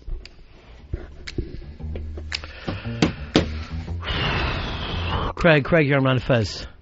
Hey, I just need to thank Mr. Perfect in advance. I believe I'm going to have my house paid off after this weekend, and then I can start working on getting rid of the wife and kids. So that's my same plan. Here's some fuck you money to all you people. Everyone go. Fez, the kids, everybody out of my life. I keep ending up on the wrong list here. And then me and Earl start living the American dream. Substances and whores. That's it. That's the American dream? Every guy I know had that dream. God bless their little souls. Terry, you're on Fez. What's up, guys? Hey, Ron, I'm here to make your day better. Earl, you're the man. Texas #1, they're going to kick your fucking ass, man. There you go, brother. Earl. Hey, hook 'em horns. Hey, everyone throw their fucking devil horns in the air. Everybody. Yeah. I'm so fucking excited right now. This Saturday, 7 o'clock TBS, it's Whiskey in Texas the whole fucking way through. You know what's the best part about at the end of a game? That release, knowing that you've made money. It is the greatest feeling in the world. It is. It's better. It's like having a cop pass you. It's like a cop's lights going by. You're fucking holding, but he's just zooming down the road somewhere else. Where would we be without gambling? What would we have? Doyle, you're on Ron and Fez. Hey, Ron, I just want to tell you, man, you can rest easy. Earl's got it right on the head. Texas wants to sit there and revenge against Ohio State for a Week 2 loss. I'm a huge Buckeyes fan. I think they're going to win it. Buckeyes will win it, but you know what? Earl's got right on the head. I've gone with him just the same way I've gone with Ohio State all year. Beautiful, Good luck, Doyle. guys. Welcome aboard. See, I like to hear from the sensible people like that. The people behind his pick. Not the crazy, out of their fucking mind people who don't know what they're talking about. Insane, nutty people. Pat, you're on Ron and Fez. BAC 53, buddy. Hey, buddy. I gotta admit, I know nothing about college football, but I know a streak when I see one, and I'm letting it ride. Let it ride, Substance baby. Let it ride. Let it ride. And will this finally silence the naysayers once and for all? No, nothing ever will, Earl. Nothing ever will. That's the odd thing about it. They still find a way of talking their shit. You're the greatest American I've ever met. The greatest American. Thank you, Ronnie. I'm better I'm than looking Lincoln. right at you, JFK, you piece of shit. Earl would have ducked that fucking bullet and kept on going. It happened to Texas for a reason, JFK, because that's fucking Earl's state. Right now it's between, Jack Kennedy and Earl, but no more. No more. What about Neil Armstrong? The fuck did he do? First man on the moon. What, did he get himself there, or did we do it for him? That's no... he's a fucking passenger on a trip to the moon. That means nothing to me. And how many fingers does he have? 9. I had no idea. Read your nation's history, my friend. There's a lot of things in those books that you won't crack. There's a lot of them. What happened to his finger? None of your beeswax. You just sit there, look at Dave, and fucking concentrate on your awful lives. Dave, you're not... Don't touch his fucking... That's Earl's microphone. You sit and think about what point of the show I hit you with a cowbell today. Oh, I'm crazy. I'm fucking going out of my mind today. Whew. Yeah, I wish Earl had waited. What do you mean you wish Earl would have waited? I've been feeling this way since Saturday. Last Saturday, I started being nervous about today. You just saw that pile of money. He was like, how can I make this pile bigger? That's what I'm thinking. Oh, man, when we win this one, I'm going to go out of my fucking mind. It'll be lucky if I don't turn into a school shooter. I'll be so happy. If I hear a scream from the east side, I'll know that'll be you. By the way, I'm walking down the street on the east side last night. Went out, Earl, to our favorite place, 92nd Street. Why? Mr. Sam Shepard reading his own works. Nice. Unbelievable night. Unbelievable night. Who brings him out on stage? Philip Seymour Hoffman. This is the fucking night I'm having. I go over to Lane's to have a nice little meal. Walking down the street, who do I bump into from RonFez.net? Stugatz. Stugatz is on the street.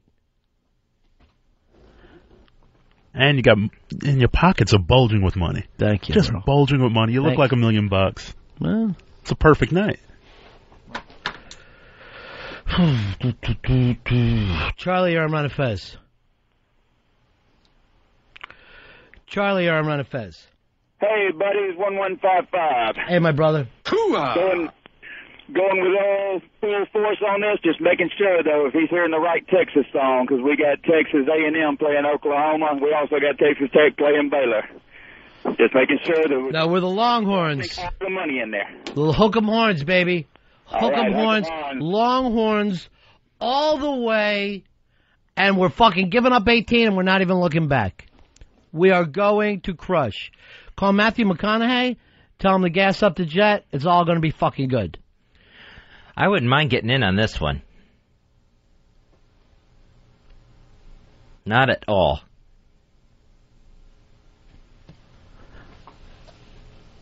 I'm going to pretend you didn't say that, Fez. But look at me. You never, ever bet with us. Everyone loves you here. Right. But you're an awful jinx. I don't think I'm such an awful jinx. No, you are. You're the worst jinx ever. And I'm fucking being serious. Don't take me into a comedic role. I can't be there today. Today I have to fucking focus all my energy. You don't bet with us. You're going to get money. That's all part of it. You're going to be the fucking Earl's bag carrier. Everything's going to work out for... When Earl wins, we all wins. I'm not going to carry Earl's luggage. But you're not going to bet. Promise me. Promise me. I'm fucking serious. Don't be comedic. I can't even do the fucking show today if we're going to fool around like this. Just tell me that you won't fucking bet with us. I won't bet with you guys. Thank you. Jesus, you don't know how important this is. This is the most important thing in the world. We don't fuck with this streak. There's nothing as important as this. Not the fucking war in Iraq, the gay marriage, all this shit that's on the news. That doesn't mean anything right now. All that matters in the world is that the horns fucking roll all over those fucking pricks. Those sadistic fucking bastards that are coming down trying to ruin our year. It ain't going to happen. Give them 18. Give them 18 and beat the shit out of them. Oh, God, I hope you're right. I'm rubbing this medal of Virgin Mary over and over and over. I mean, if there's any power at all in heaven, let her. Please talk to her son about getting in on this.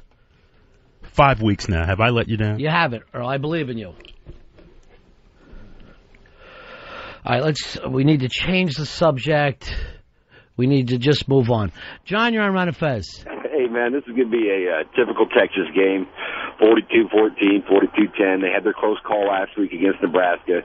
It's not even 3 touchdowns, man. That's no problem. I love you, brother. Seriously. Hey, you know what? Isn't it amazing how Earl's come around? I mean, a month ago, the guy was almost dead on his feet. Now look at him. Look, he's on top of the world. That's how the show works. Top of the world, baby. He's a whole new Earl. All it takes is 5 straight weeks of picks. 6. Now 6. This has been the best month and a half of my life. The best month and a half of my life. I've never felt so good in my life. Hi, you're on the Ron and Fez show. Hello? Yeah. Yeah, I'm calling from the future. It's Monday morning, and I just want to say I can't believe Ronnie took that bet and lost all. Just get off the fucking phone. Don't play those games. Please. I like a good joke as much as the next guy. That's not something we ever joke about. That's like joking about cancer.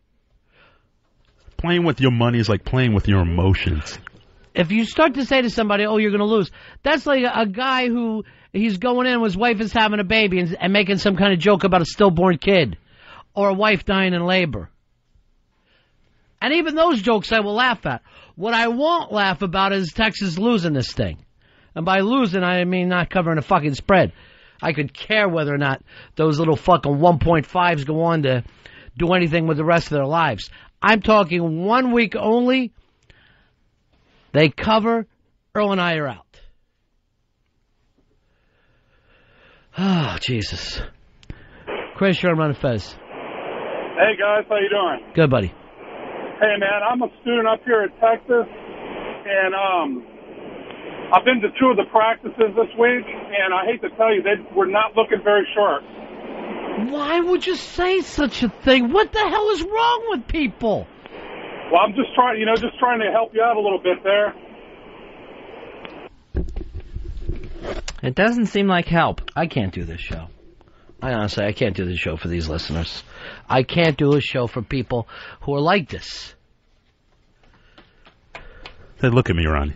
Do I look shaky or unconfident? You don't. I am. Look at my hand. You look like the American Eagle. Look at my hand. Nothing. There's no shake. No shakes whatsoever. Complete confidence in this pick. You know who you look like today, Earl? Who? Booker T. Washington. A great American, I might add. We got any peanuts? Fucking starving. I think we're fresh out of peanuts. Peanut butter? You want the one that Dave had? No, I don't want anything that Dave had. Oh, God, I can't even deal. Change the subject, Fez. Any other subjects is fine by me. Don't bring up betting. Don't bring up football. Nothing else. Just something that's good and cheery like normal people would talk about. Well, I'll bring up fish is what I'll bring up. We got any fish, Earl? No, we don't have any fish. Fish sticks? No fish sticks. There's a group of scientists that are saying that if overfishing and pollution continue at their current rate, by the year 2048, 90% of our seafood will be gone. We are running out of seafood. We're not going to go on at our current rate. It's like with the gators. I remember we were running out of gators. Now they're pulling like fucking kids out of schools and eating them. We always conserve when the time is right. The only thing that we really didn't do it correctly with was the unicorn. And we fucked that up. We kept eating unicorn after unicorn until it was too late. Is there a seafood you would probably miss the most if we did run out by 2050? You know, I mean, the easy thing would be, say, lobster, but you know you eat more shrimp than anything else.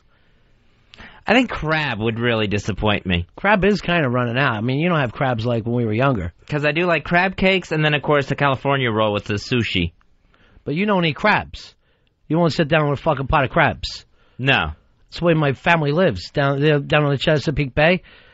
Hey, we got crabs every fucking night. Pot of crabs, beer, and newspaper. Why am I talking about this? This is crazy. We've got a major fucking bet right now. I was trying to change... I don't want to ever change the subject.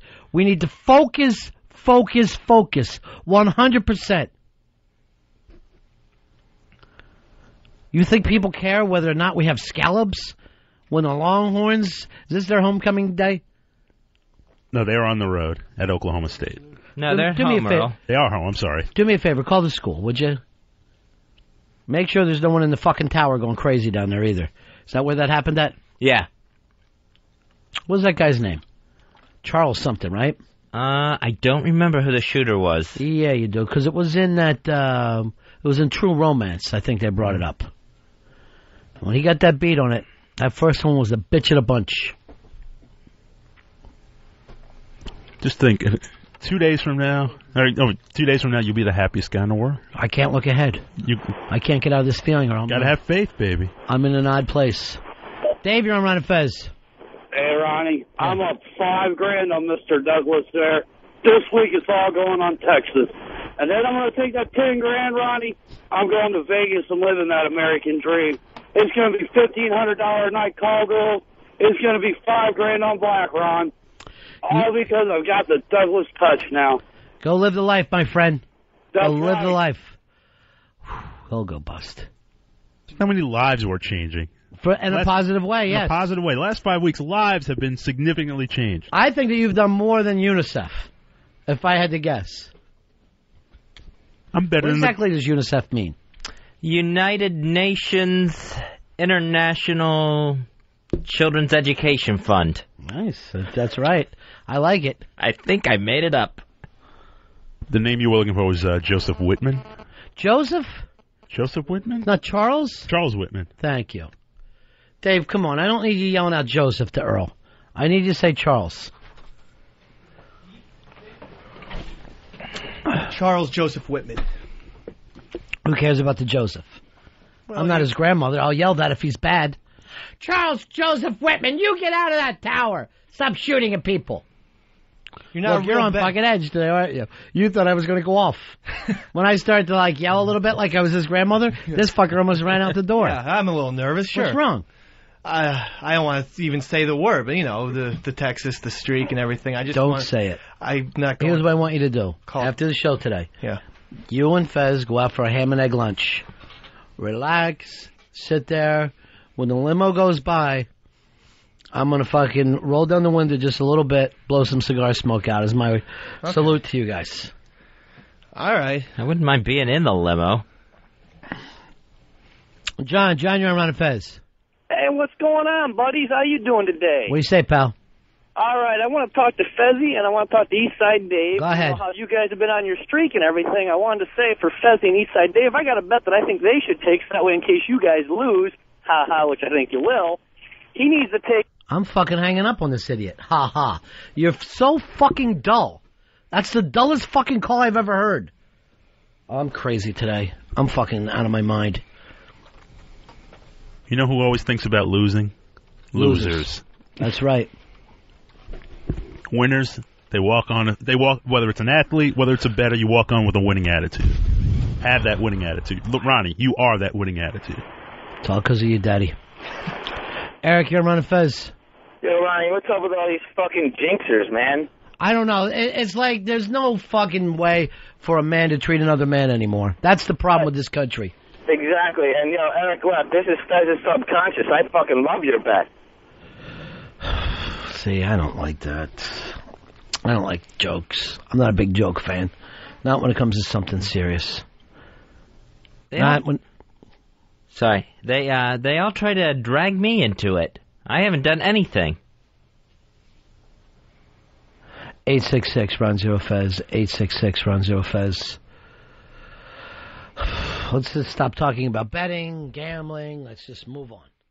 Robert, you're on Ron and Fez. Ronnie, you know what last week's results were, don't you? Oklahoma State, Nebraska. This is the end of it. Wrong. Matt, you're on Ron and Fez. I'm calling from Austin, Texas. Earl is insane. He's picking a team that barely beat Nebraska to beat a team that beat Nebraska.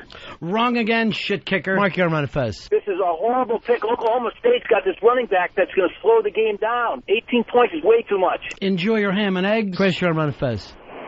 Hey, man, I'm a student up here in Texas.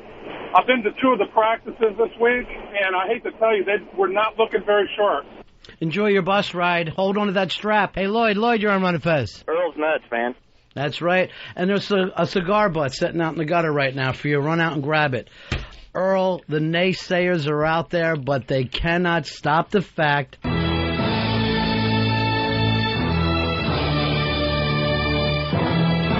that at 6-0, you're still Mr. Perfect. What's happening, baby? Isn't this a beautiful day? It is. It's a glorious morning, glorious weekend.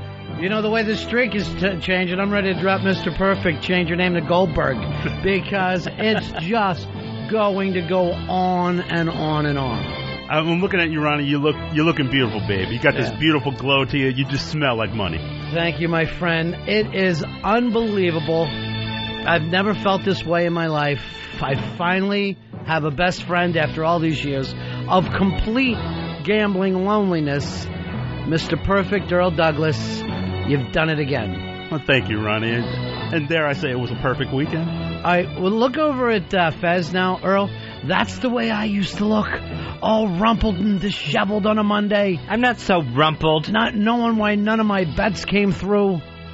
But you've taken me to a whole new place, and God bless you for it. Well, thank you, Ron. You were the only one that did not doubt me. You were the only one. From the beginning. From the beginning. From the beginning, I've been here with you. I've been with you 100%. And that's why your pockets are bulging right now. And here's what I love about the world. Now I know what Jesus went through. Because Jesus would walk on water. He's turning water into wine. He's doing all these miracles. He's healing blind kids.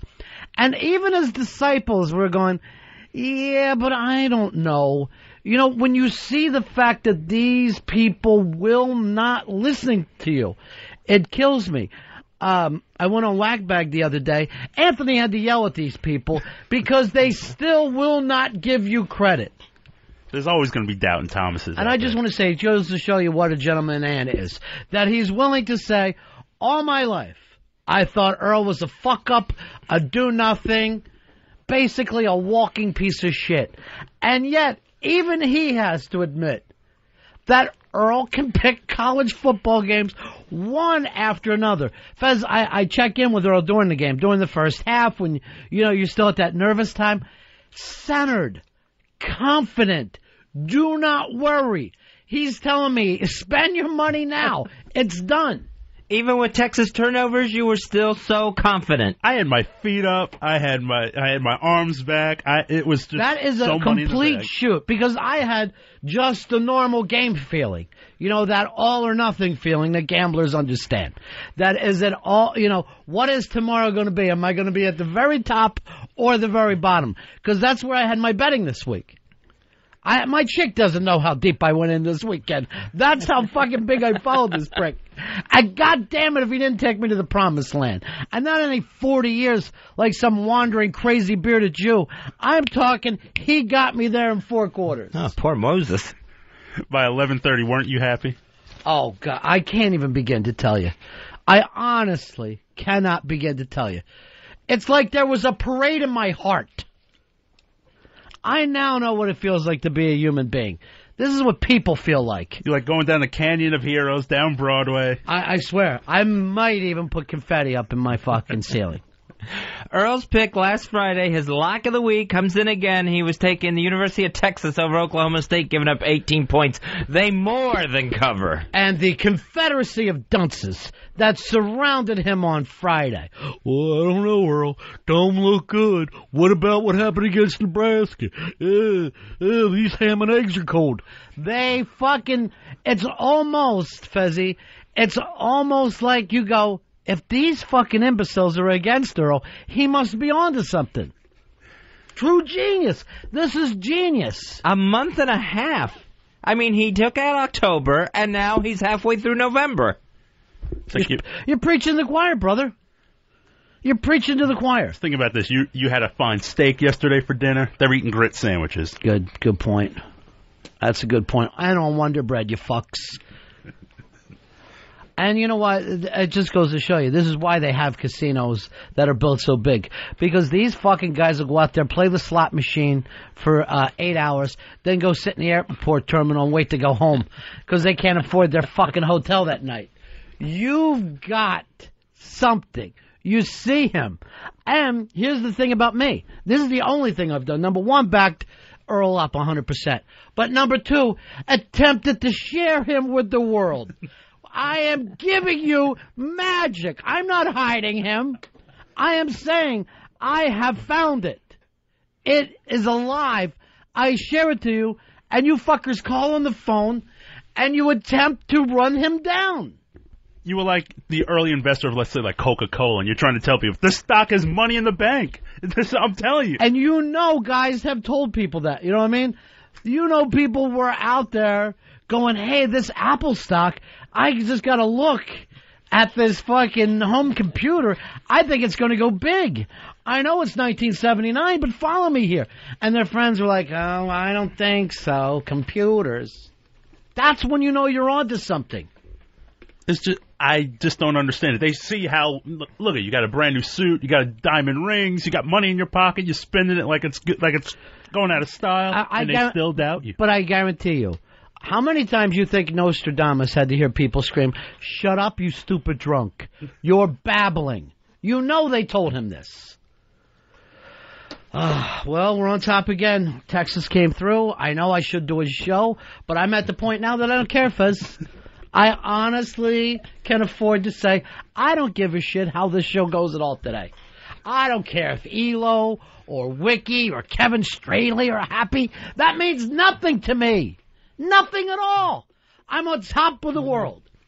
And I literally am in the position now where I can push back and go, Earl, it's gone far enough. We can all be happy from this point on. You can't, Fez. You're still going to show up tomorrow.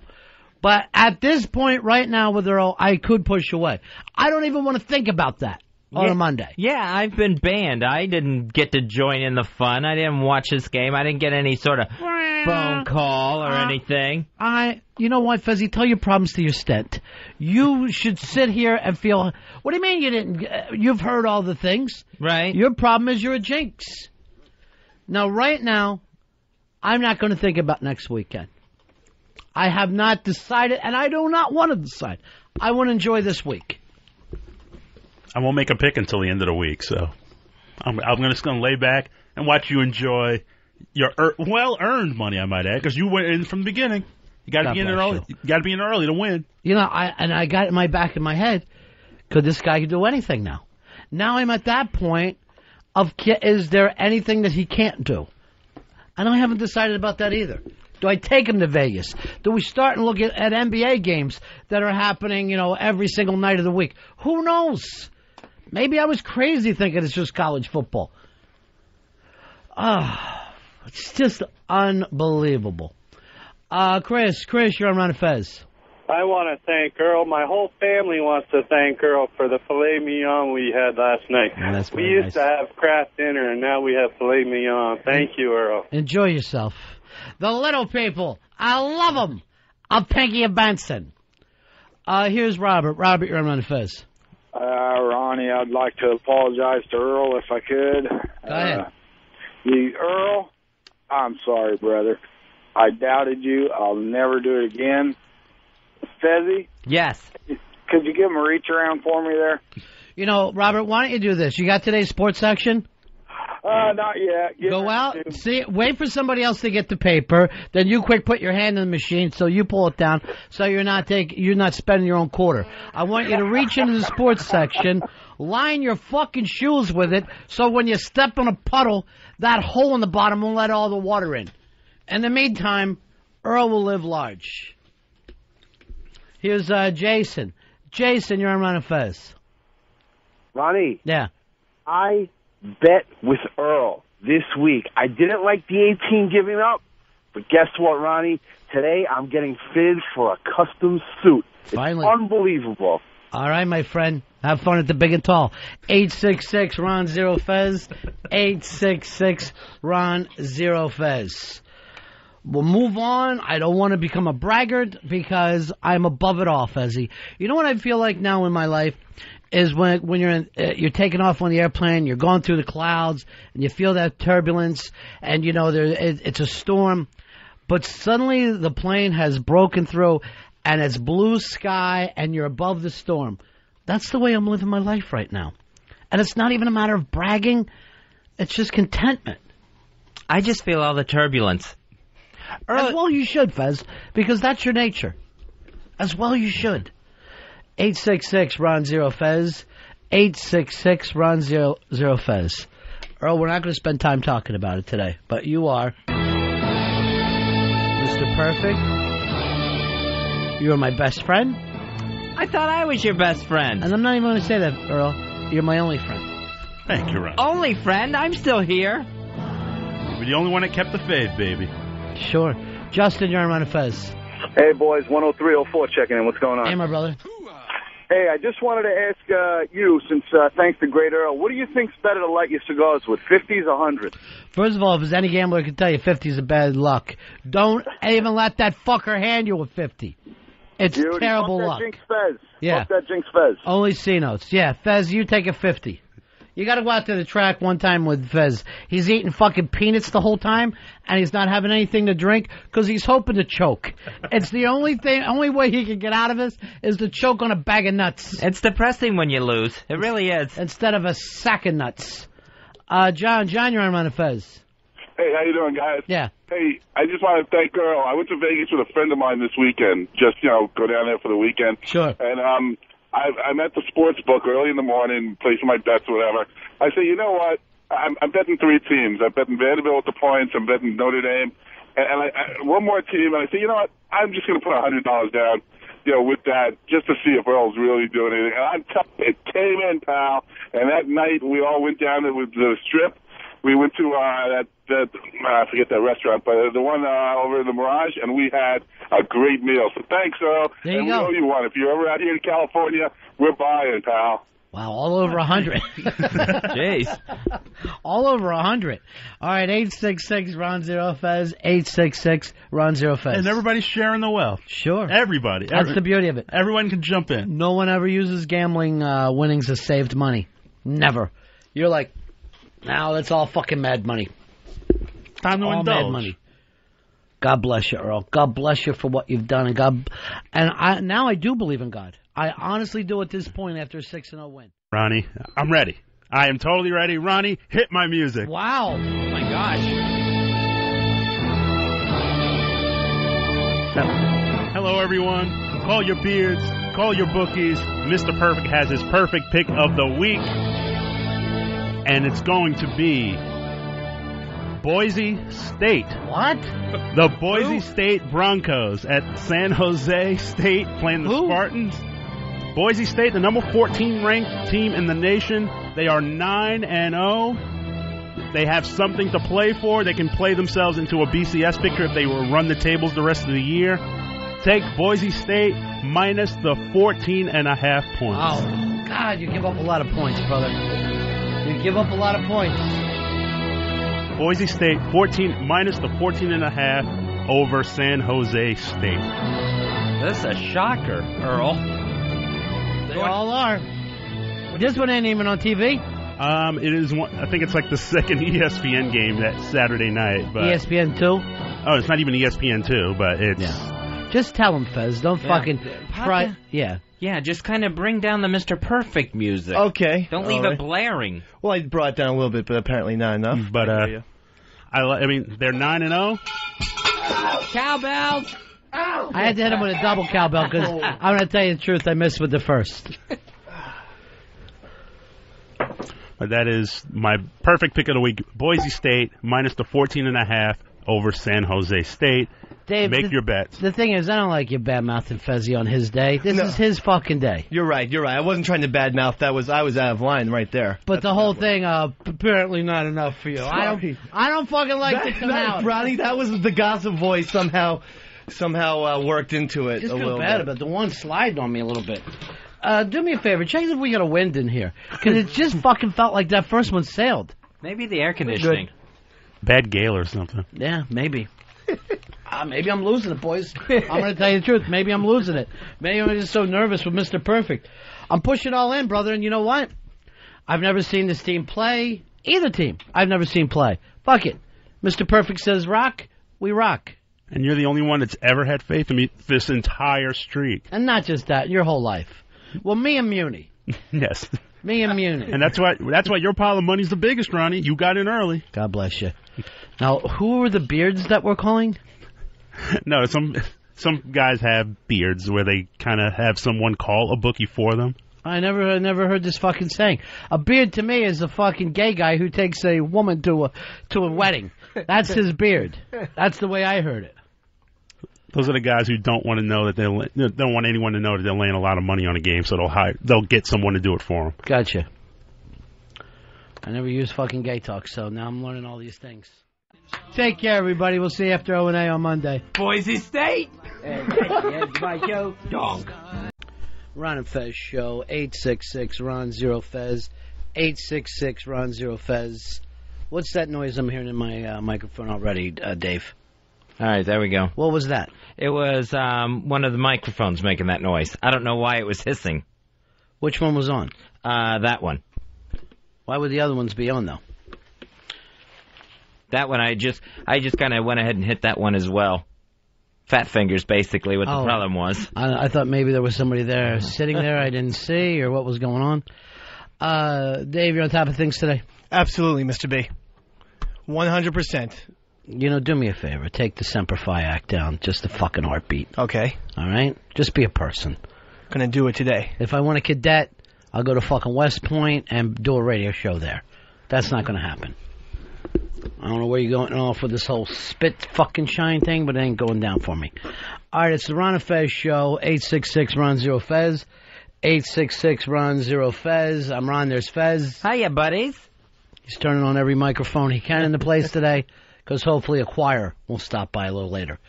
Gary, you're on the Ron and Fez show. Hey, Ronnie, is Fez dead yet? Can we get a replacement in there? Fez drank on Friday.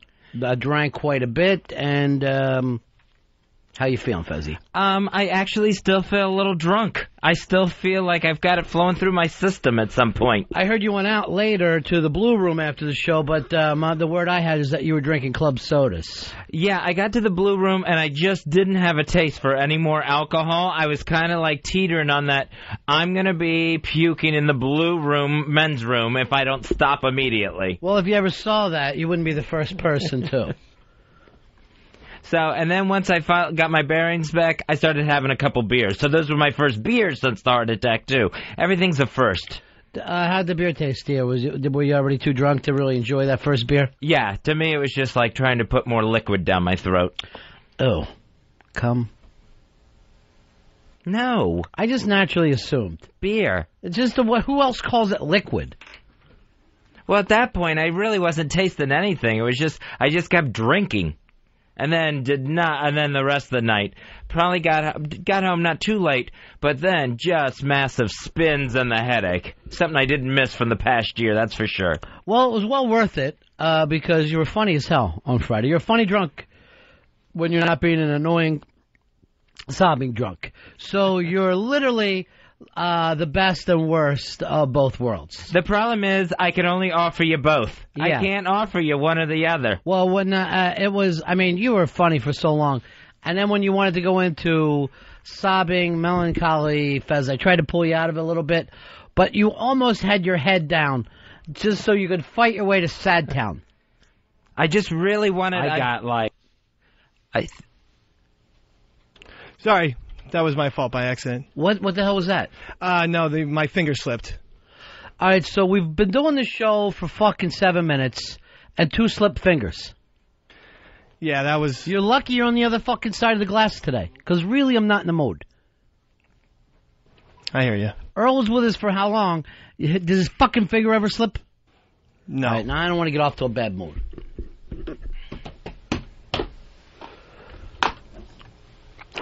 Robin, you're on Fez.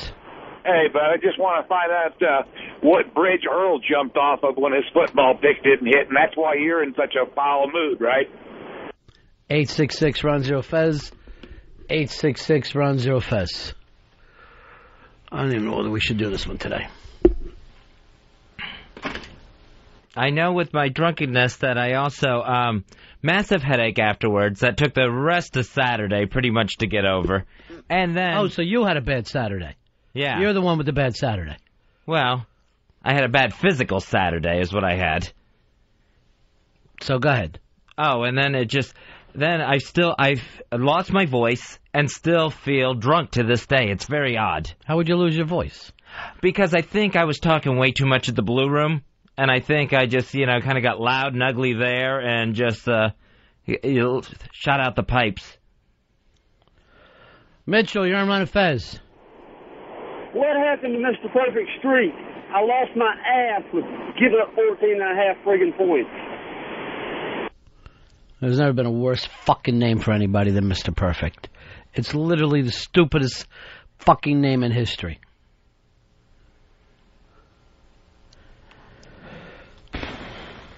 For 866-RON-0-FEZ, 866-RON-0-FEZ.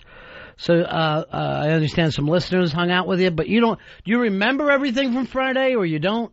You know what? I remember it once I'm reminded. Like, if someone tells me something, like, a friend Flipper called me Saturday morning, woke me up, and was telling me some stuff that I did on Friday's show, and it, kind of clicked in my head, but for a lot of it, I do not remember. Darren, you're on Run Fez. Hey, Ronnie, I just want to say I hate to see you in a bad mood that your picks went bad, but you got to remember at least the Bears kicked some major ass yesterday. The Bears did kick major ass, and I don't know whether it's because the Bears are good or the Giants just are not good. I thought of the Giants as a pretty good team, not a great team, not the normal kind of team that you would see at the top of a division, but since the NFC is just so bad this year, they're being put up as a good team. That had to kill you, Dave. Yeah, once again, the Giants just got out-coached. I'm sorry, but Tom Coughlin's going to be the death of the Giants. That's all there is to it. You can't go for a field goal, a 52-yard field goal in the wind at Giants Stadium. It's utterly insane.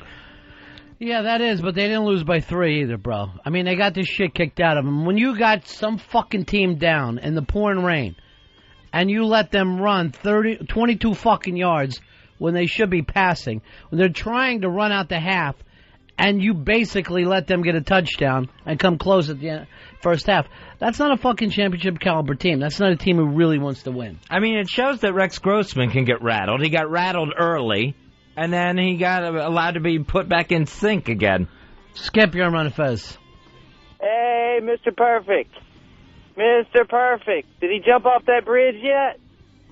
Thank you very much. All right. What do you want? You fucking tell everybody that you're perfect. You tell everybody you have these dreams or you pick things. And then you don't even fucking... I'm not going to get into it. I just don't understand why people get so happy about it. Because people are awful, Fez. People are fucking awful. I guess so. Why do you think people get happy that... How fucking ecstatic is the country right now that Britney Spears is getting a divorce? People love to see people on a winning streak be taken down. John, you're on Run of Fez.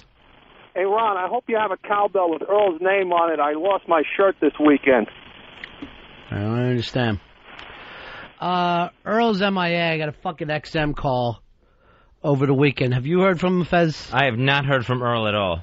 Dave? No, I haven't. Bronx Johnny, have you heard from him? No, Chief. He doesn't check in with anyone. Did you know that you were even running the board today, Dave? I had some suspicions this morning, yeah, when he didn't show up for work. So then the answer would be no. Not the fact that, when he didn't show up, I thought it would be. Right. No, I didn't. I'm sorry. I don't want to fucking take it out on you. You're dumb and stupid, have never done a fucking mean thing to anybody. I want you to just sit there like the jelly fuck that you are and just stay out of this. This has nothing to do with you. Did you enjoy your nice little Guns N' Roses show over the weekend? Yeah, thanks for asking. It was one of the best, shows I've ever seen in my entire life. And I've seen them 3 times now. This was the best thing, and Chinese Democracy will be huge because of it. W. Axl Rose is back on top. Did you go see him when he was signing to P.J. Clark's the other night? I saw that on page 6. Oh, no, I didn't see that. He went over after the show. I figured you'd be there. Oh, man, missed him. Into the Sunday, page 6. We had to get home. We were a little tired. But I will say this. 18,000, totally sold out, MSG. Not a seat to be had. What's your point? When's the last time you've been to a Madison Square Garden show that doesn't sell out? You live in a fucking a city, 14 million people live in the vicinity. And you're talking about selling 18,000 seats. Well, I was at a Trey Anastasio show that didn't sell out in the Madison Square. Thanks for making my point. A, here's the 2 points. A, you were there. Yes. And B, you went. That's the 2 things that annoy me in that story. Lucas, you're on Run of Fez. Yeah, Ronnie, I tried to get into you guys on Friday because I went with the last 3 of Earl's picks and had a bad vibe Friday. I had a really bad feeling. You can't go for a team with a blue football field. You know what? I had a bad fucking feeling about it, too. I had a fucking terrible feeling about it. Friday was a cluster fucking here. It doesn't matter. Fuck. But the fucking point was, it did, for the first time ever, feel bad.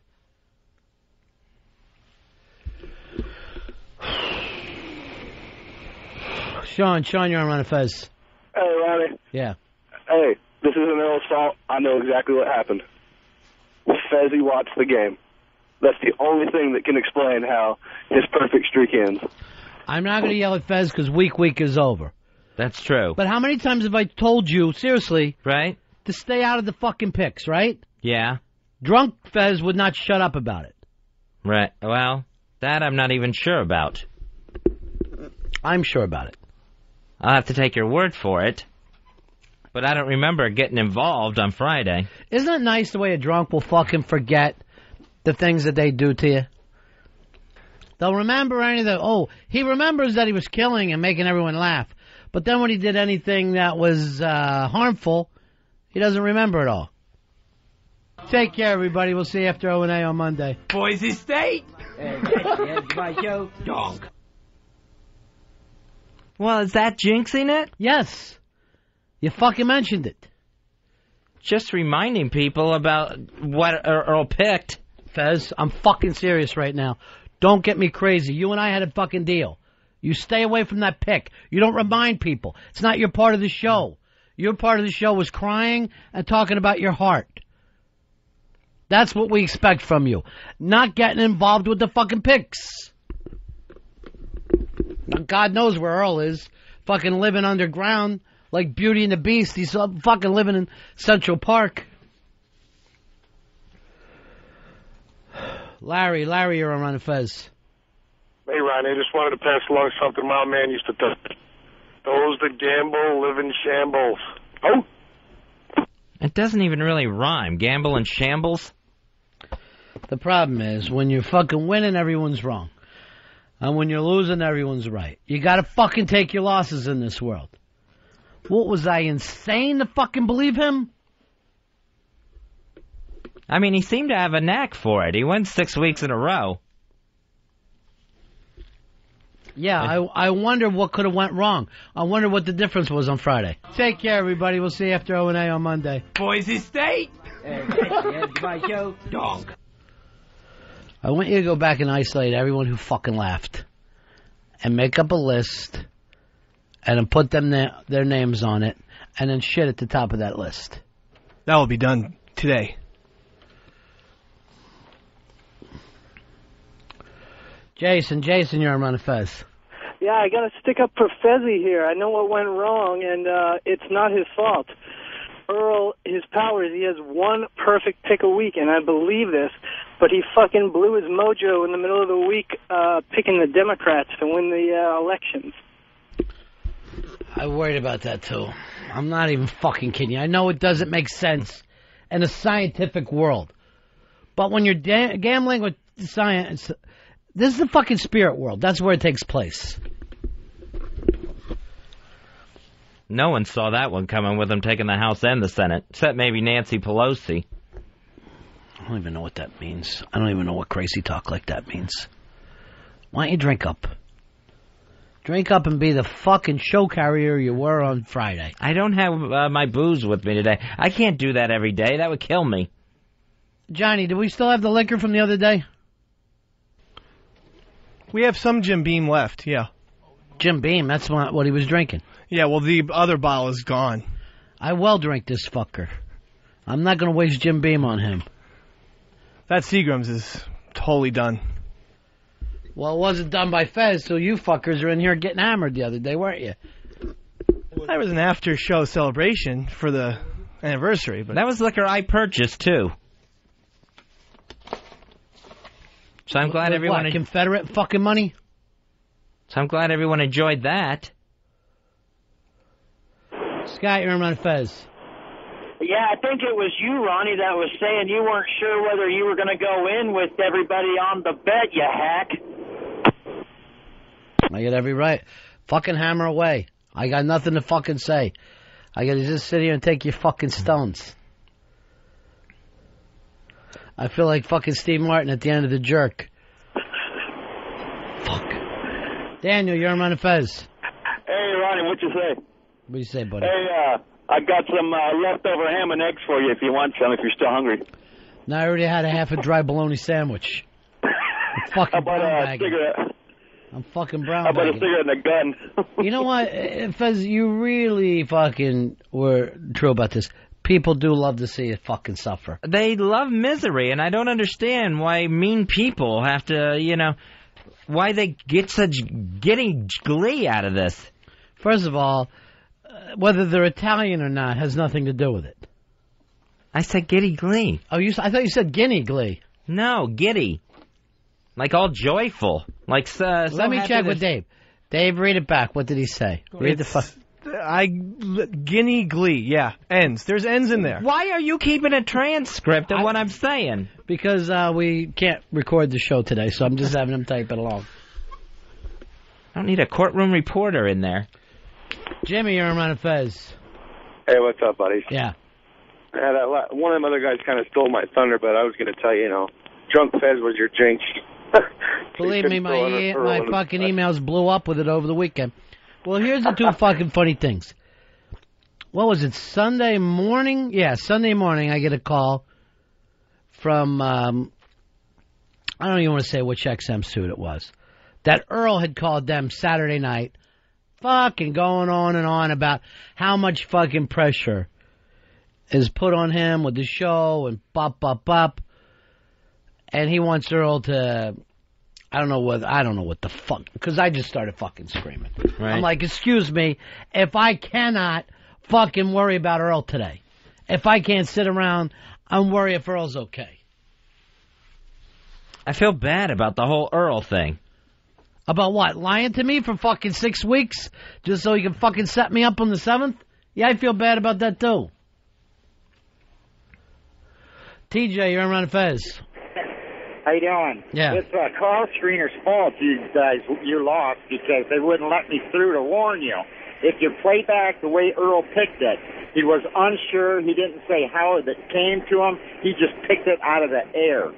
It's his fault. That's why he is not there today. If he didn't know the pick, he should have said, not this week, prospect. It's all on Earl. I've told you, Dave, because you were phone screening on Friday.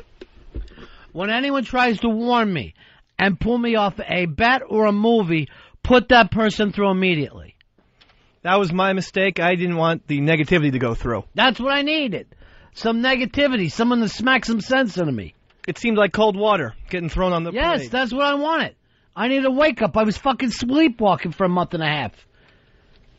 This fucking voodoo child from Queens speaking gibberish for fucking a month and a half. I mean, he had a decent run there for a while. What's that matter? So did the fucking Titanic. You want to give that goddamn captain a medal? Hey, beautiful smooth sail halfway through the Atlantic. You know when we congratulate Fez? When they dock in fucking New York, not at the bottom of the ocean. You gonna tell the pilot? Great, half a flight. The pilot, I just try to keep encouraging until we actually get there. Because I'm waiting for anything to go wrong on a plane. Oh, I'm sorry, wasn't this about... Oh, this wasn't about you for a moment. Let's talk about your fears and your pain and everything. Well, we don't have to. You sure? I'm sure. Because that's the only time you're happy, when it's, oh, let's all focus on making Fez feel better. I didn't see you with all your best friend talk the other day. I didn't see you going, Ron, what can I do for you? How can I help you? Well, is there anything I can do for you now? Give me all your fucking money. That's what you can do for me. Then I'll be fucking fine. Well, I can't give you all my money. Then don't fucking come in here asking what you can do for me. I mean, there's got to be something else I could do for you.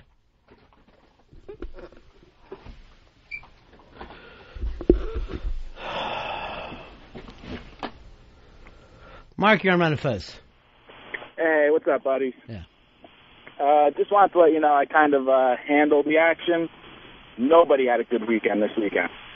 And fucking what I disaster. seen from Earl, he's a favorite better, and you know what? All the favorites lost this weekend. That's a good point. This fucking guy was just riding high on the fucking favorites. It happened in college and pros. So many favorites just biting it this weekend.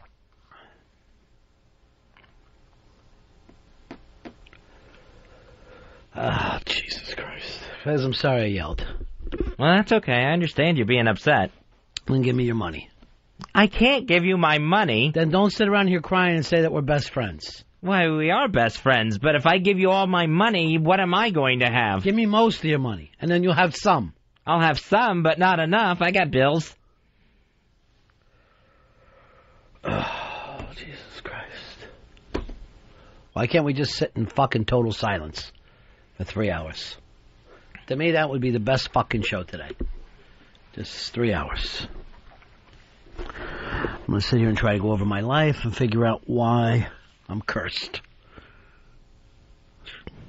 Obviously, I'm a fucking sinner. Since day one. I don't know how much God has to do with this. You don't believe in God? Well, I believe in God, sure. But I don't know if he gets... I used to until Saturday night. That's when I stopped. That's when I started believing in the devil. Probably wearing a fucking Earl mask. I don't know how much God has to do with gambling. He may stay away from it. Who knows? Obviously, you've never been to casino night at the Catholic Church. Do you have those at your church, Dave? Yep, absolutely. Win yourself a turkey. Win yourself a turkey, baby. Turkey? We play for straight cash in Linwood. Straight dough. I'll buy my own fucking turkey. I don't like any kind of thing with prizes. I think at our church it was unethical to give out money. So yeah, it is ethical to lick a little boy's balls. So fucking tell me how the churches think. We always just had baked goods. You got any now? No, I don't have anything on me. I could eat a giant cake. Steve, you're on Ron and Fez. Hey, Roddy, listen, you got a bigger problem in that studio, bro. What's that? Everything from now on is jinxed. You got bad mojo in there, bro. It's bigger than just a pick going down the toilet. You got everything. The whole studio's screwed. We ought to fucking, honestly, fucking kerosene this place, light it on fire, and move on over to the Time Warner building. It's the only thing we can do. Well, there's other businesses in this building, so we really can't torch it. You're just going to be on the opposite side today, best friend. No, I am your best friend, but... You know what? That would make me the biggest fucking loser. If this is where I am, I lose the fucking big bet on Saturday, and now all I got left is you and your advice. Well, that doesn't help me any. That doesn't make me feel any better. Oh, I'm sorry. It's about you again, isn't it? Just like Friday and Thursday and Wednesday and Tuesday and Monday. How does Fez feel? Fez, you okay? Yeah, I'm Is that fine. fucking chair comfortable enough for you? It's good. Have you ever once thought outside yourself? I try to. Have you ever once thought to yourself, maybe you could borrow some money from your fucking friends, your family, and get us back on our feet? I asked what I could do. I'm fucking telling you what to do. Call everyone you know and borrow money. And then we're going to fucking bet this weekend. We're going to get back to square one. Let's be positive around here. It's probably not best to try to make it up. Especially you go into it like this, where it's, so desperate.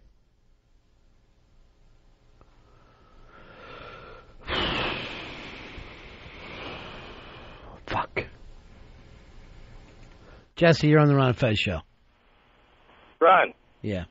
Yeah, first of all, I'd like to say to everybody that's calling in and making a whole big thing about this, they're not gambling. You and I were gamblers. We're losing.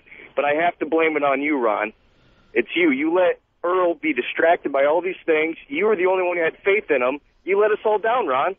What are we going to do? I honestly feel like it, and I'm not sure what to do. First of all, you're right. Friday's show was a clusterfuck. You let it happen. You let it in. You let evil in. You let weakness in. Look how fucking weak Fez was on this day. Yeah. Jesse, I don't appreciate this call. I don't think now's the time to start pointing fingers. No, now is the fucking time. It's time to go over our lives and see what could have possibly caused this. I think it was just a freak weekend. All I know, is there a thing, karma? Who believes in that? The Buddhist? Yeah, I think so. Yep. Because I've gone over some shit. I've never done anything fucking good in my life. And maybe that comes back and fucks up your gambling. Maybe I need to turn my life around. You've done good things. So you feel like I got my luck coming back to me? Yeah, do you have... Let's take all your money then, seriously, and I'm fucking stone serious. You're throwing his best friend fucking label around. Let's take all your money, let's call in some fucking people that owe you, cousins, friends, let's build it up, let's go dig a fucking hole and get Earl out of it, wherever he is, and let's get back on fucking top here. See, I don't think that's practical. Right now, I think that's like hasty thinking. I think that's where we're at right now, where everyone's just a little bit too emotional.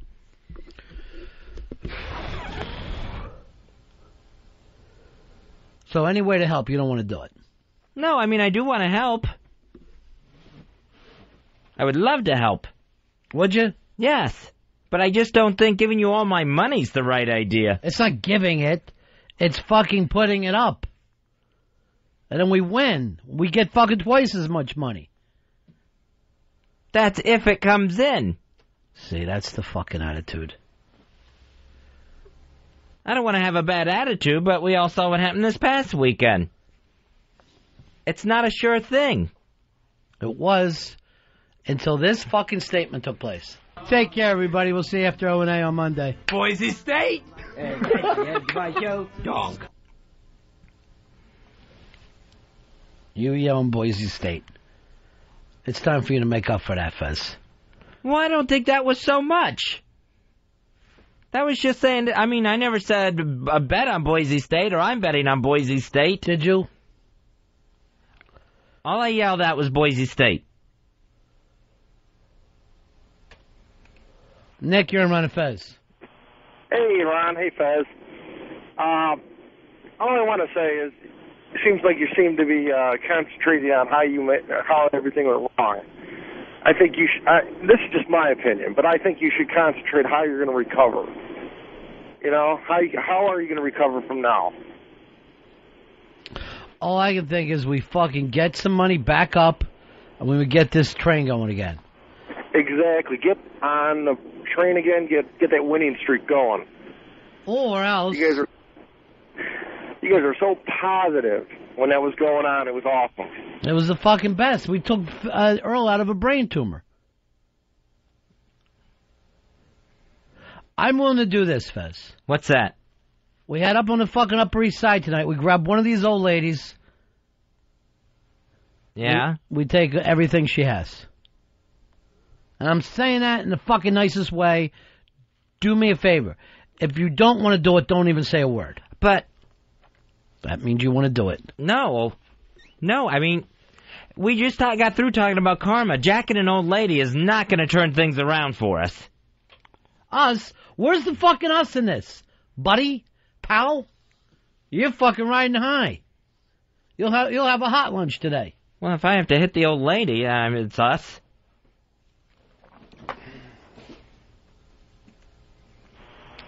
Hi, you're on the Ron and Fez show. Yes, Ron. I have a deal for you. This is the Grim Reaper. You stop protecting Fez, that douchebag. Hand him over to me, and I'll turn your luck around. I'm glad everybody's having fun with this. Let's move on. I can't fucking deal. I can't get in a fucking conversation today, and now I'm crazy. Now I'm totally out of my fucking mind. The top Republicans are now saying that their party would have done much better in the elections if President Bush hadn't waited to fire Donald Rumsfeld till afterwards. So, Mr. Motherfucker, you're on the Ron and Fez show. Yeah, I just wanted to point out, you asked Eastside Dave to figure out who was laughing at the end there. Yeah. He was fucking laughing. Is that right? And I'm also... Yeah, I was, and Ronnie, I'm in the same boat with you because I lost fucking $50 on that game. Now, instead of using plasma, doing the plasma thing for drinking money, now I got to pay my bookie. I'm fucking... I can't hear about your $50 fucking problems.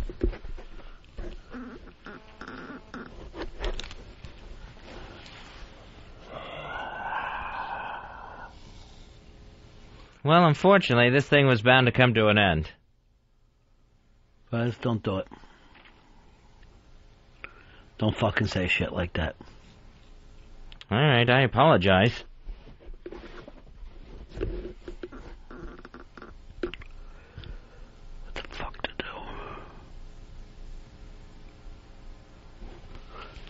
I just feel so bad for everyone involved. Bill, you're on Ron and Fez. Hey, Ronnie, how you doing, brother? Yeah. Hey, we're going to get fucking through this. Everybody's writing this thing. Fezzy, you got no business with the Boise State there at Friday's show. But, Ronnie, we don't need to go blowing our load on some garbage-ass bet. And if I got to follow another guy who tells me about his $50, I'm going to shoot my own fucking self in the head. But as far as Earl goes, Earl's done. But we got to have the karma. We don't need to jack any Boy Scouts. We just got to get our head together, and it's a goddamn marathon, not a sprint. So we're okay. We got a long way to go. No more fucking Boise State, Fez. All right, Bill. Thank you, Fez. What? Take a fucking page out of this guy's book. That's how you talk to your friend when he's fucking freaking out. You talk to him like a fucking guy. He's right. This is a marathon. Well, I just don't want you to make any rash decisions. I mean, right now, it's the Monday after the game. That's fucking Bill's thing. You didn't have this opinion. Bill's my best friend. Bill is not. You don't even know Bill. Bill's just a caller. He knows me. That's the fucking difference. Bill is there for me. Bill, you talk to for maybe a minute, if that. Exactly. But a minute of fucking sense. Yes, and what do I do for you, Fez? I get you fucking bar towels. That's what I fucking do for you. Well, you always take care of me. You always watch out for me. Now it's my fucking time to be taken care of, to be watched out for. This is my time alone with Bill. Bill from Texas. The Lone Star State. Rick, you're on Ron and Fez. Yeah, that Fez and that Eastside Dave, they need a cowbell this morning, Ronnie. I think that would make you feel a little bit better. All kidding aside, and no fucking cowbells today, because I don't want to lose myself. I'll fucking just freak out. I'll end up on Fark.com beating a coworker 600 times with the cowbell. And then it'll be like Joe Larity fucking, and I don't need that. Yeah, we probably shouldn't even have him in the room. Just out of sight, out of mind. Chris, you're on Fez. Yeah, I know this is a dark time, but I just want to maybe a moment of reflection for the 6 good weeks. Fezzi's healthy. Everything could be looking up. You know, how about some of the positive things that have been happening? Finally, a constructive caller. Thank you, Chris. Absolutely. That's the stupidest shit I've ever heard in my life. I already gave you the Titanic bit. Right? What are you going to be in the fucking, laying in the icy waters with fucking Jack and Rose going, hey, remember 3 days ago we had that wonderful breakfast? You got to live in the fucking moment. Well, none of us are going to die. That's not what I heard fucking Friday going on for an hour and a half. Well, when I drink, I get a little wound up. It's really out of my control at that point. Harry, you're on Run of Fez. Hey, Ronnie, how you doing? I feel your pain, brother. But let me tell you, I took everything I won over the first 6 weeks, and I bet against Earl's pick. And then the next day, I pushed all in on the Bills. And after the Bills covered the spread, I pushed all in on Chicago. Because like Eastside Dave, the Giants suck at life. So let me tell you, Ron, I'm going to send you a box of cigars. And Fezzi, I'm going to send you on a vacation anywhere you want to go, brother. I don't need a vacation, Harry. Thank you. Why don't you start your vacation right now, Fez? Take a fucking cruise. I don't want to go on a cruise in November. Why? You got every dime you ever fucking made in your life. Why didn't we bet against the fucking Giants? Everyone could see that that team was going to fucking choke. Blue shame. Blue fucking shame. Did Chicago more than, like I think they double covered the spread in that one? Yeah, 38-20. I think the spread was like 8 points. Tom, you're on Ron and Fez.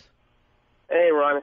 Yeah. Hey, I want an apology from Fez, because what happened here is I went in big, and now I can't cover, so I'm going to get hurt physically because of Fez. I don't know why this is my fault. Because we begged you, Fez, not to fucking yell out or get involved in this at all. And you went from fucking crying about your heart for 40 minutes, then yelling out Boise State. Well, I didn't mean it like I was on the bandwagon or as I was cheering. From what it sounded to me like I was just trying to remind people. Why? Who asked you to do that part of the show? What was your part of the show to do with the gambling? To stay absolutely out of it. And quiet. Quiet as a fucking dormouse. But just being able to say the name of the college, shouldn't I mean... God, I mean... Fez, I'm not fucking kidding right now. I don't know whether you're fucking joking with me or not. Seriously. Some fucking things you don't push. I love you like a fucking retarded sister, but don't fucking play games like this because everybody has a fucking point. I'm trying to think. Well, you're not even fucking checking on Earl. Earl's on the fucking lam. I have no idea where Earl's at. And how come you didn't fucking check on me, Red, over the weekend? I usually don't talk. I did actually call him at the GNR show, but no response. So I didn't hear from him on Saturday or Sunday either. Usually if we talk, he usually calls me.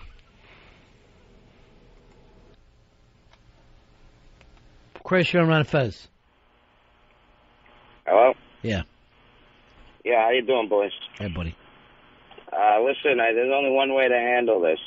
I've watched every gambling movie there is, and it seems to me the only way to get a loser back on track is to piss on the guy's face, like Matthew McConaughey in Two for the Money. Yeah.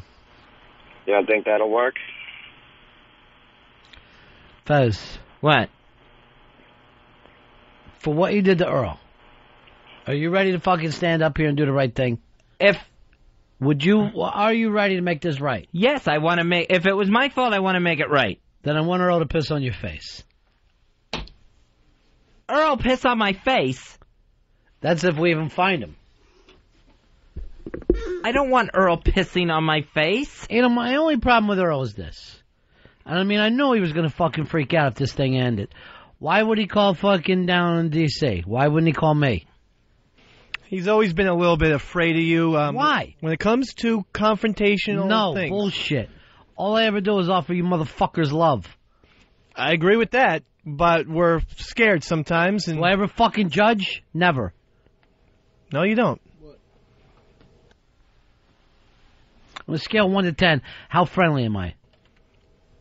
I would just go up there and say a 9. That's how friendly you are. Who's a fucking 10 then? Bronson Pinchot, seems like. Or Fez. You don't even know him. Well, he just seems like a friendly guy.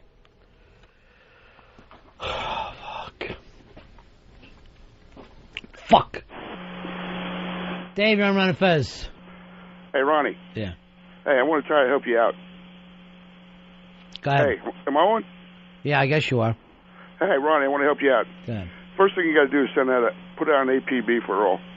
Turn out all the interns onto the street until they come back and show up with him.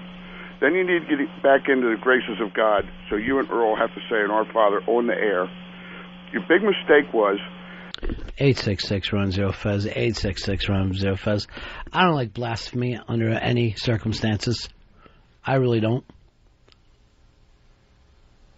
A lot of these callers, there's no sympathy there whatsoever. None. Why should there be? Because people are human beings, and they should... Are they, Fez? I would have hoped so. Maybe today this theory's getting proved wrong.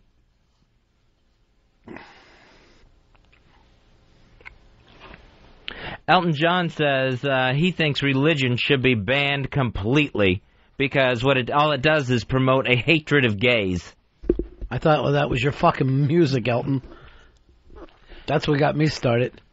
So he says he would get rid of it altogether because all it does is organize people, and it's always religion just leads to hatred. He likes Jesus, he's got no problem there, but when it's organized religion, it just leads to hating other people. Jeez, where did we hear that from before? Here. 866-RUN-0-FEZ, 866-RUN-0-FEZ. John, you're on Run Fez. Yeah, buddy. I just have one problem. I want to know why he keeps putting streak over on the pad data.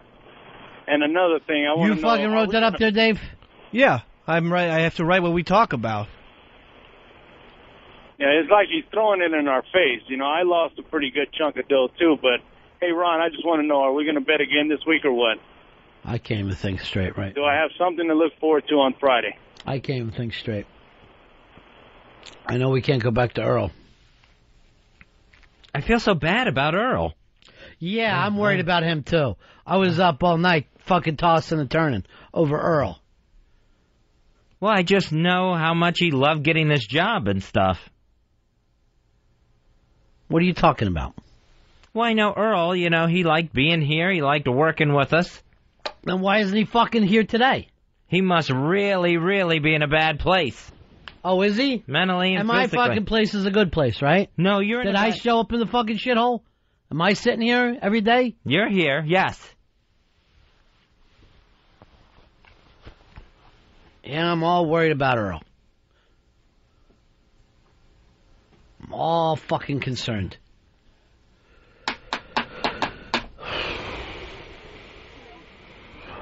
Alan, you're on Fez. Hey, Ron, this is Alan. I got a severe problem, man. My bookie's going to come break my leg. Looks like we're all on our own, brother. We're all on our own today. Fez taught us that more than anybody. I'm here for you guys. I'm here for you. But, I mean, we have to look at this practically. Joe, you're on Fez. Hey, boys. Ron, I think Fez should be paying your debts.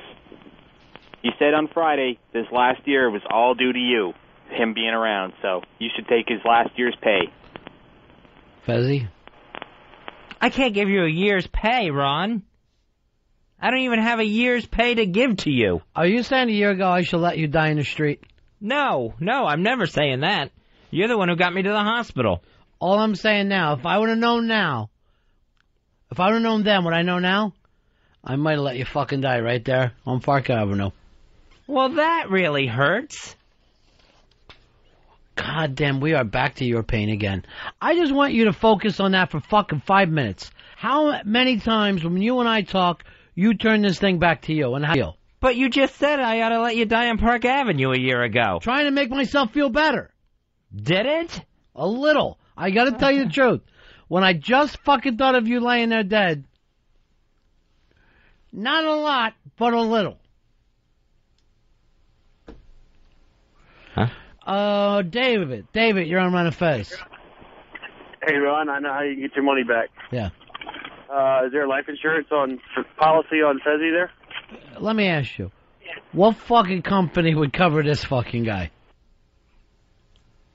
Yeah, I don't believe I have life insurance. It would be easier to get fucking insurance on a Fabergé egg that was used as a hockey puck. That would be an easier fucking deal to get. Physically, I just got all checked out. I'm good. Physically, I'm good. What about mentally? Mentally and emotionally, that's a whole nother tale. Let me ask you this, because I've been thinking about this all day. Would it be easier for you to commit murder or suicide? It would be so much easier for me to commit suicide.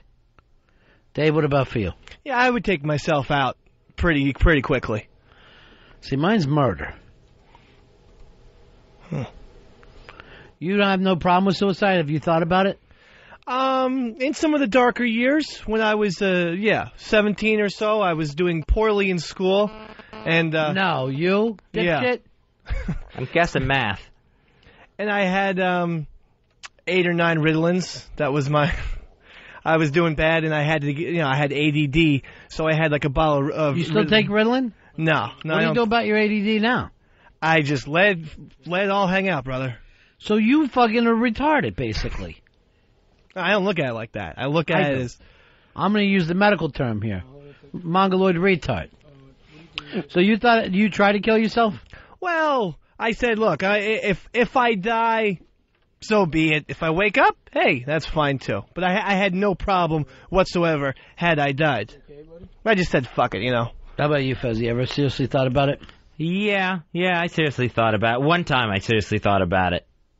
When I was in the cardio rehab, and I got really depressed one day there. Why didn't you do it?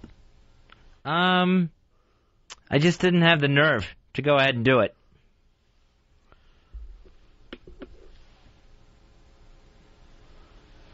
Look who's on the phone here. Black girl.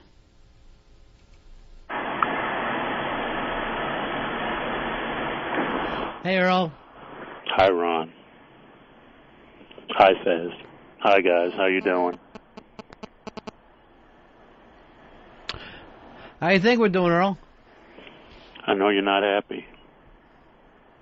I let everybody down. Just answer me this.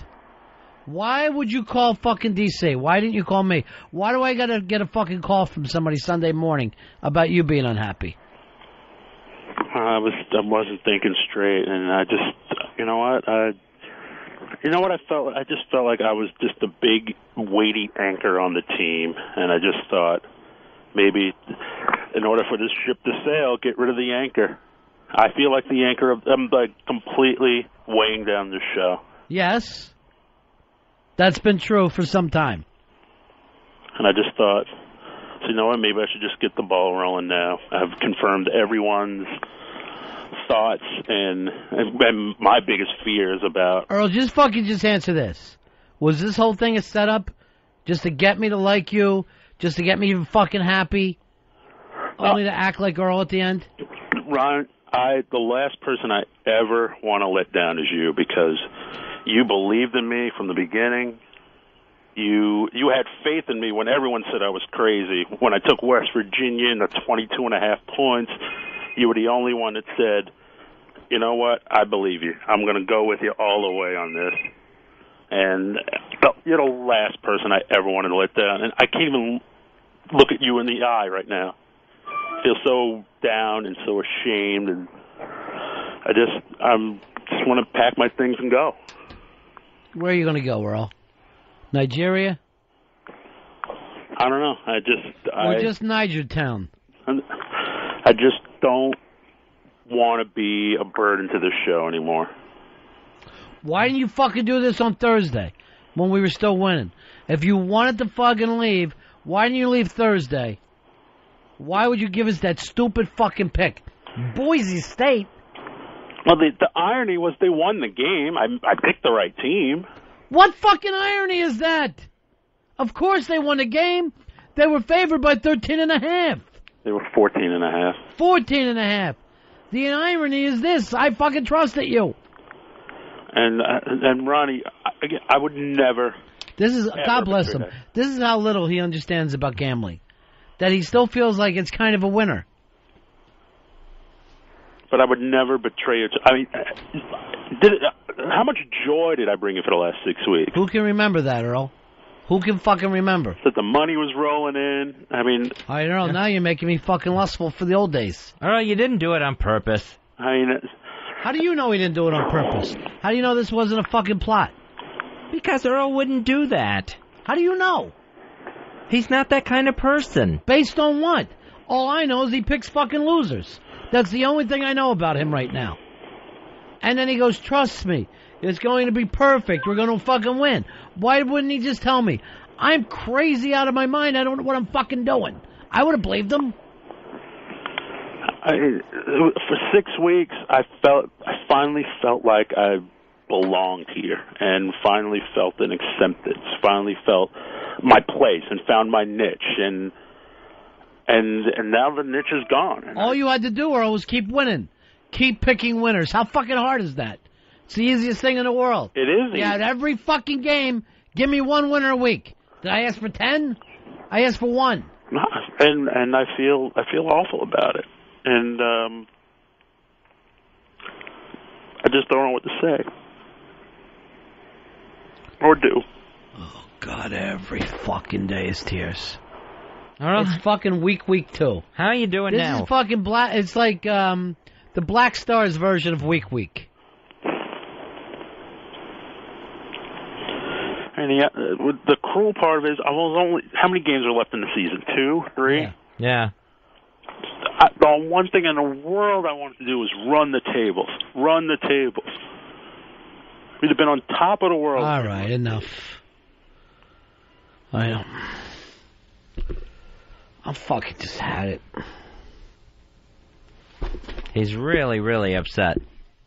Oh, is he? Yeah. He's fucking upset? Well, I know everybody is. You're not. Well, I'm upset that everyone else is, feeling so bad. That gets to me.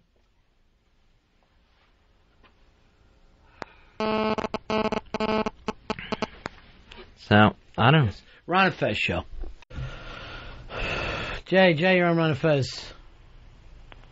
Hey, Jay. Yeah. How's it going? Good. And your shit's just going to get better now. You talked to Earl, he feels like shit. He's going to go hang it up now. I don't want to talk about this anymore, seriously. It fucking happened. It went down. Who cares? Who cares? There we go. We move forward. I like that idea. The who cares part. I like that one. Sure. What if I said to you last Friday, who cares? Well, it's kind of different circumstances. Fez, remember when you said that the heart attack is like 9/11 on your own heart? Which is really, really obnoxious, by the way. To me, money is like a heart. It's the exact same thing. Well, no one's going to die from this. Or your fucking small procedure that you're still crying about a year later. Well, I mean, I could have died. Could you have? It was possible. They never even put a knife in your chest. But still, I had a blockage. My heart was enlarged. I just want you to see something, Frankenberry. Why is it back to around him? I had the biggest loss in my life, and yet we're back talking about him. I don't know. You're wise. Why should that be? Your week. Thank you. Ron's week. Takes a lot of balls to come on my side in this fucking studio with these two pricks over here. With a paddle. Stank Wrinkle, you're on Ron and Fez. Ron, everybody just calm down. What you need to do is when you go up to the Upper East Side tonight, take Black Earl, y'all fuck a white chick, fix that old white chick, take Fezzy. 866-RON-0-FEZ, 866-RON-0-FEZ. John, you're on the Ron and Fez show. Hey, condolences there, Ronnie. I know how you feel. Thank you, my friend. friend. I'm sitting on my chair. My wife comes downstairs while you and her are talking. Yeah. She's going to work and everything. And she's really upset about the way you're treating Earl. And I said to her, this guy just lost a chunk of change. I said, what the hell are you upset about? If she's talking worried more about going to work and getting the mortgage this week instead of what you're doing with Earl, you're absolutely right. Stay with it, Ronnie. I agree with you. My condolences, pal. I appreciate it. I really do. I can't understand it's like they don't care about the victim. It's like they're going, oh, I wonder if the rapist is okay. We better check on the rapist. Well, it's an accident. I mean, Earl didn't mean to hurt you. Every rape is a fucking accident. Every rape is an accident in the mind of a rapist. I don't fucking play those games, Fuzzy. I'm a law and order guy. You don't come in here telling people, oh, I'm perfect. It's going to be absolutely perfect. And not know what you're talking about.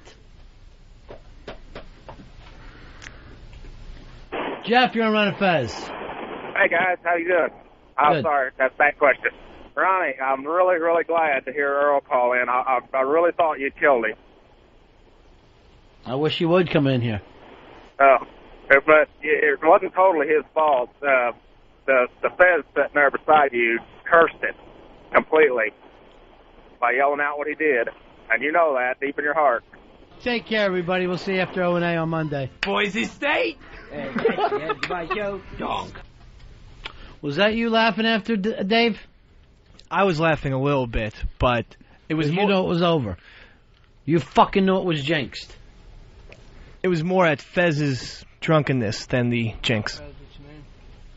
Nate, you're on Ron and Fez. Hey, Ronnie, I don't know what the hell they pay you, but to deal with all these men crying like women, whatever it is, I don't give a crap what it is. It's not nearly enough. You are a man among boys in that studio. You do not get paid nearly enough. You should be paid from here to eternity. So I'm proud of you. I want you to stay the course. There's a lot more games left. We're going to pull through this. I got my ass kicked this weekend. We're going to pull through this. What we do is we get that tape from K-Fed. Hopefully it's a skinny Britney. We charge a lot of money. We pool the money together. We double up. Doubling up, we get it back. There's no other way to get out of this but to fucking double up. It's the only fucking way out. You cannot do this without doubling up. Get me Earl back on the line. Will do.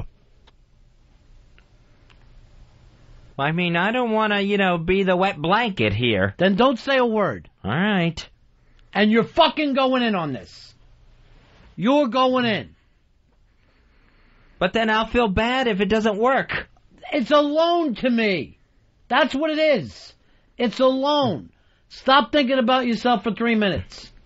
All right, we got Earl back. Earl. Yes, Ron. Listen to me, you fucking crying baby. Was this an anomaly? Is it something that'll never happen again? It was definitely an anomaly. Ron, do you honestly think that you're still magic? I totally believe I'm still magic. Can you be perfect again? Yes, I can be perfect again. Fez, can you fucking loan me some money here? And we'll get back on. And we pool your money, my money. My money is the money I'm borrowing from you. We bring everybody in this fucking time. Dave, you're in. And we fucking bet big. And we act like fucking men. Well, I mean, we'll have to talk about amounts here later on, but... I mean, I want everyone to feel good again. Earl. Yes. Don't fucking lie if you're fucking crazy stupid. I would never lie to you, Ron. Think I want to let you down again? I didn't sleep all weekend. I didn't eat all weekend. All right, hold on. I can't fucking hear about other people. I got Fez doing it to me, Earl. Dave, you want to tell your problems to me? No, I've had a cold lately, but I'm fucking being sarcastic. Oh. That's fucking sarcasm I'm using on you. Obviously, your fucking cadet thing would be say no. I lost my cell phone this weekend. Tough break. Oh, you drunk? No, I left it in a cab. Maybe there's a hero out there that'll return your cell phone. It was in a gypsy cab, though. So. What are you doing in a gypsy cab? It's fucking 2007. What is that, a covered wagon with a horse? I was in the Bronx.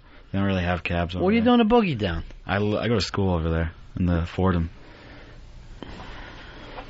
Why don't you fucking study, try to transfer? I like it there. Sure, you're probably the smartest kid in the Bronx. No, it's yeah. You're up there like the fucking Warriors every weekend, trying to get back to Coney Island. I went to Fordham for a couple semesters, Mr. B. Yes, I'm not sure if you're they'll familiar. let anybody in. Yes. And I had some academic problems. I'm having some too this semester. What kind? Ritalin? You seem like a smart kid. No, just my parents made me switch to a new major, and it's been tough switch. What did they make you switch to? Economics. What were you before? Communications. Oh, well, how can parents make you switch to something? Because they're paying? Yeah. So that means they design the rest of your life? Unfortunately. Just don't tell them you didn't switch. Or switch back and don't tell them that Just way. tell them that you have a dream. Do they want to help you or not? Yeah, I told my mom that. Like, they're like, oh, how do you like the internship? And I said, oh, I love it. And like, oh, probably not a future in it for you, but... Good. Go to economics. Yeah. So what kind of job would you get when you're out of there? I have no idea. These fucking things with the parents who try to manipulate the fucking kids' life. Have you seen the Hagar Slacks commercial? No. It's two guys. They're like mid-40s, early 50s. They're like, oh, these slacks are so fucking good and loose. Look what you do to your daughter's boyfriend. They take this little kid, they chuck him through a fucking window. Another kid knocks on the door. They chuck him to the window. And then they're like, next I'm going to put my daughter in a convent. I'm like, why are you so fucking obsessed with your daughter's dating life, you fucking idiot, in your haggard fucking pants? And some idiot's going to see this and go out and buy these things? That is Joe Simpson creepy. Where you're just constantly worried about your daughter's sexuality? First of all, it didn't even look like the kid was coming on to her. He's laying on the couch playing a video game. They throw him out the fucking window. I'm like, I hope the other guy's the kid's dad comes over and his Hagar fucking slacks and fucking shoots you in the face. Oh, jeez, I don't even know what I'm talking about right now. I don't even know what I'm talking about. Rich, you're on Ron and Fez. Hey, Ronnie. Yeah. The problem here was, it goes back to you, buddy. Monday, you knew it. You knew not to go with Earl. You said the streak is going. I don't think I'm going to keep going, and you talked yourself into it. You're the one who knows what's going on here. I know. And you didn't trust your own feelings. Can I tell you something? I thought about that all fucking weekend. Monday, I didn't fucking feel it. And not to blame you again, Fez, but week was just fucking hell on me last week. Every fucking day you're crying. I apologize, and I thank you for, helping me through week. Apologize for yelling out Boise State. I don't care about anything else other than you jinxing me. And you really want to show that you're sorry, you want to get back in? Yeah. Let's fucking bet this week. Well, let's wait, we don't have to do anything right now. Let's fucking commit right now. That's the way a fucking friend apologizes. No one has a clear head right now. I do. I've never been as fucking sane and as sharp as I am right now. We gotta fucking get on top of this. Frankenberry, your folks sound like they're rich. A little. Not very rich, but, we're not. Let's fucking empty that house tonight. I had to beg for them to buy me a new cell phone. You begged them? I didn't beg them, but, I got it. Aren't they adding an auditorium to Fordham University? I'm gonna need it. By the way, I heard this about you the other day that I know. Your dad's rich, Dave. Oh, sure. Spring Lake, the Irish Riviera. He was the vice president of a drug company? Yes, he was. The big one, I think I could easily say. Yeah. And what was his job there? I don't know. I always imagined him being like the father in Gremlins. That I think he had to go to like Japan a lot and show them different inventions by the company. So that's the way I always pictured his job being. But when did he retire? Mid-90s. They've been retired. They've been retired ever since. They go golfing and. I had no idea that your father. I don't know. There's something so low rent looking about you. Yeah. That I thought maybe your people were the same way, but they got money. Yeah, no, they're usually disgusted at the clothing, the stains, the apartments that I choose for myself. They don't really help me out so much. I had no idea this. I thought I got you and Al Dukes' dad mixed up. Yeah. Nice class of people there in Spring Lake, though. I could give a fuck. I'm just saying, I had no idea. Maybe we can go to your dad and get back on top. Yeah. Maybe he'd like to make an investment. He loves taking investment on. Absolutely. I got a perfect fucking risk. A bald-headed black man who up until fucking Fez yelled out Boise State was on top of his game. Well, they're in Hilton Head right now, but as soon as they get home... So the house is empty. The house is empty, yeah. Let's go down and take a drive around. I'd love to do that. Yeah, you'd be right at home, Mr. B. You'd love it down there. Yeah, I will be at home. You know what? I'm going to go down. I want to stay at that place tonight. Oh, cool. I'm going to get a fucking moving van. You got anything? You got a van of any type? A couple Jeeps. And Mr. B, Daddy left his Lexus in the driveway so we could go out for a little spin. You still call your father Daddy? Rich kids do for some reason. Yeah, Daddy and bad fucking stepdaughters. He's like Francis in the Pee-wee movie. Elmer, you're on Run of Fez. Yeah, what's going on, buddies? Yeah. Frankenberry's bitching about how his parents made him change his major because they're funding it. Frankenberry, why don't you fucking man up, tell him to go to hell, take out some loans, and do what the hell you want to do. Why not you, brother? Too much work. I understood why they wanted me to switch, because, I never showed any initiative. I never joined any clubs. I started at the radio station there, but I quit, and I just kind of, I ended up here, it was kind of a spur-of-the-moment thing, and... The weird thing now is, kids don't grow up until, what are you, Dave, 29? 29 years old. And you're just now making the normal 18-year-old move if I'm going to go out and get a bad fucking apartment. Yeah, I did have an apartment before, but then I was back in my basement, parents' basement, I should say. Jacking off every night? Sure. Playing fucking video games? What else is there but video games and spanking? Do you live on campus, Frankenberry? Yeah, I do. And then during the summer, what do you do? I think I'm studying abroad next semester, but I'm coming back. Studying abroad? Yeah. Where? In London. For no fucking reason other than you want to go to England, right? Yeah, Amsterdam, yeah. And you're going to study British economics? They use shillings and pounds there. That's not going to help you. Right now, that's the fucking center of the financial world, my friend, London. Really? Not New York anymore, yeah. I just saw that over the weekend. Am I right about that, Frankenberry? I have no idea, but I'm taking 2 economics courses and 2 communications, so we'll see what happens. What school over there? The University of Westminster, I believe. What's that costing you folks? Apparently it's cheaper than actually living on campus at Fordham. Really? Yeah, I don't know why. It's cheaper than going to school in the Bronx. Yeah, it's pretty expensive. It's almost $42 a year. Fordham is $42 a year? Yeah, around Yeah, there. you fucking switch to what they tell you. I'll tell you right now, if you have fucking kids in this world, if you have a kid now, by the time that fucking kid grows up, figure an extra $500,000 to get him a fucking degree. Yeah. I think colleges are going to go bankrupt, and we are... Why? They're making more money than ever. There's no, I was just thinking if I want to have kids, and I would like to have them, in the Here's what I want you to understand. Yeah? The college doesn't go bankrupt. The fucking guy paying the tab does. Right. Well, that's what I'm saying. There's going to be a lot of Americans not educated at the highest level because I can't afford kids to go to college. Who Don't can? have kids. No, but when I do, and it's going to be soon, hopefully, there's no way I'm going to send them to college. Not with your watery sperm. Your sperm actually comes out elderly. I don't even know how you do it.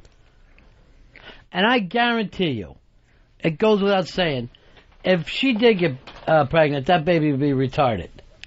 Because I think a retard would have a retard baby. I don't think there's any other way genetically. No, for some reason a retard gene is so super strong, much like a retard itself. Well, what about that Sean Penn movie, though? He had a regular baby, right? Yeah. Might skip a generation. Yeah. So maybe you only have retarded grandchildren. Let me ask you this. Yes. Did you know your grandparents growing up? Yeah, I did. Were any of them retarded? Not to my recollection, no. Now, one is still alive and very poor with numbers and mathematics in general, but I don't think Wears checks pants? A little Still bit. riding a bike? Yes. Gets really upset if you say anything bad about Santa Claus? Yes to all of those questions. Ivan, you're on Ron Fez. Hold on. Ivan, how you doing, buddy? Go ahead, Ivan. Hey, Ron, I can get you back on top, dude, but you can't double up. Because if you lose, you're double down. What you got to do, betting is it's a marathon, not a sprint. If you hit 55%, you're breaking even. So you got to find somebody that can pick 60-70% of the game, bet the same on all of them. That way you never lose big, but you also don't win big. You just got to build it back slow. You keep going, you keep going, keep going. You fucking grind it out like a fucking strap hanger. We're the all or nothing boys here. We were on our way to being the Billionaire Boys Club. We had a magic fucking thing going. And until a drunk yelled out Boise State, there was no stopping us. Well, I mean, I think that's really putting an awful lot on just one drunken misstatement. You're never going to fucking own up to this, are you? Well, I mean, I said it. It's on tape. I owned up to it, to my part of it. Earl's owned up. I mean, I'm sorry if I had any. I think I quit. I don't think I can do this fucking job anymore. What do you think, Frankenberry? I think you should take a deep breath and, I don't think you should quit. I should fucking take a deep breath out of the back of a fucking tailpipe. I think you should do what Fez said. Don't do anything rash, Fucking hate losing. You know who loses? Who? Losers. Yeah. We all lose sometimes.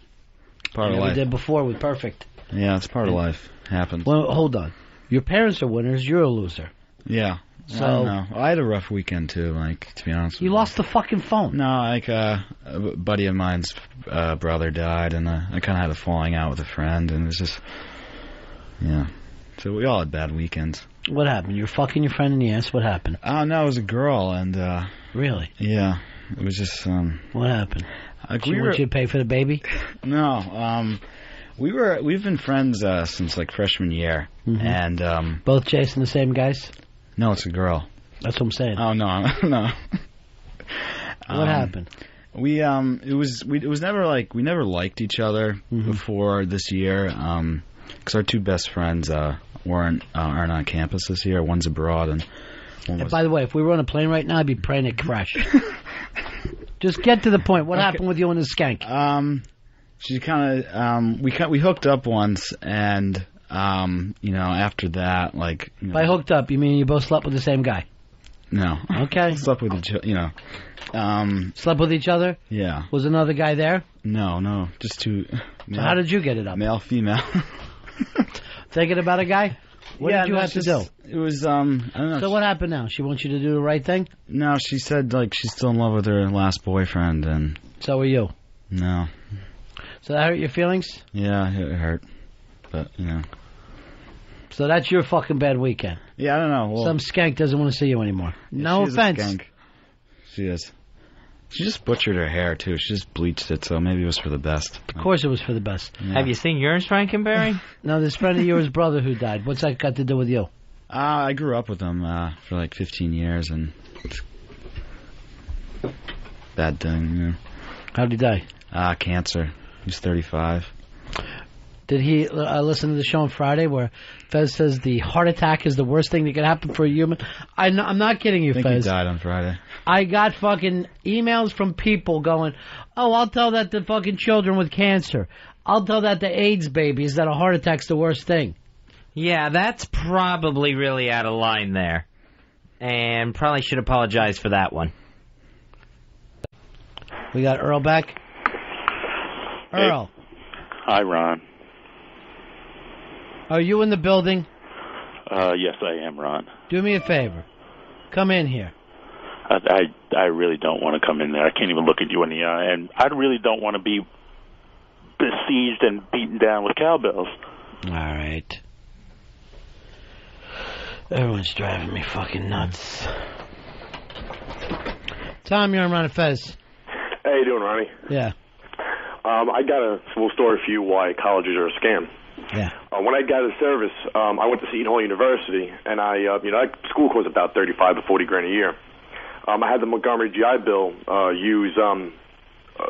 being used to pay for the school. They had some kind of bullshit tax on that to get more money out of me. So the Navy had to pay that money to the school because for the Montgomery GI Bill, plus money out of my pocket. That a certain tax, which is like almost double what the actual Montgomery GI Bill was covering.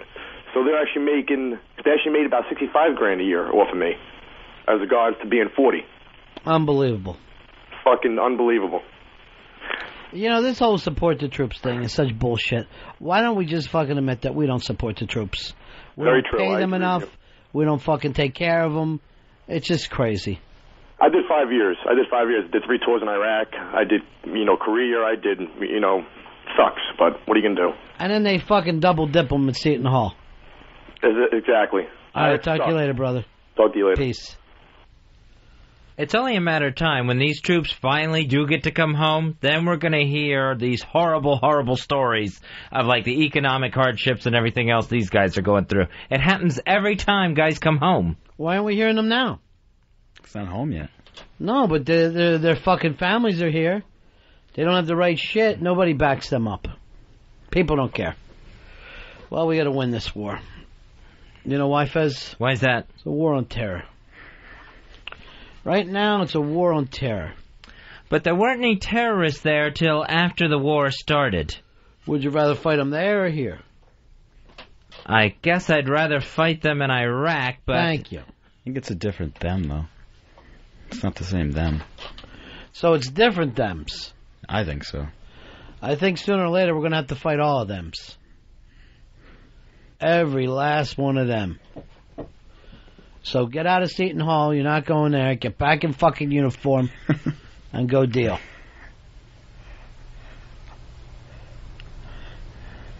Hey, Tony. Tony, you're on Ron and Fez. Tony. What's up, Ron? Yeah. Hey, man, I think it's kind of fucked up how you was there for Fez during his time of need, but Fez can't be there for you now, man, and lend you the money. I don't understand that either, Fez. You know, when you were saying I'm your best friend... Right. Who's going to be my best friend? I'm your best friend.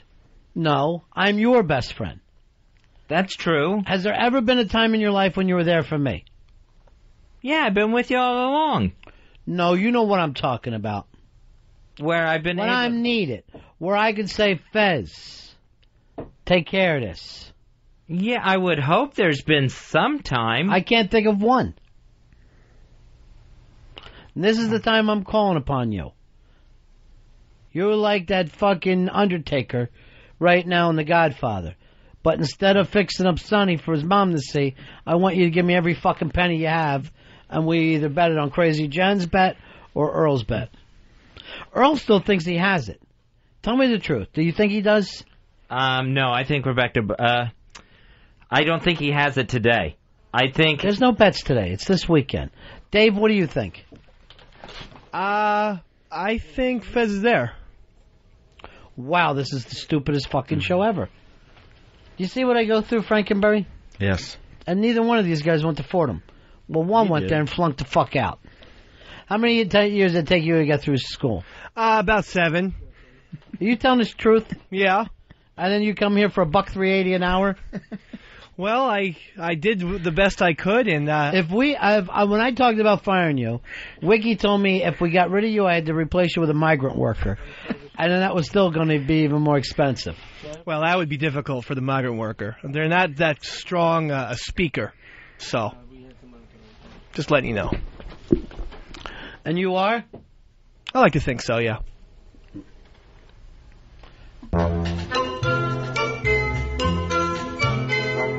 Razzle Dazzle. It's Board Gossip with Eastside Dave. A little gossip. Board gossip time. No, we're not doing board gossip. A little. Are you sure there's plenty of gossip to go around? Seriously, I'm in a bad mood today.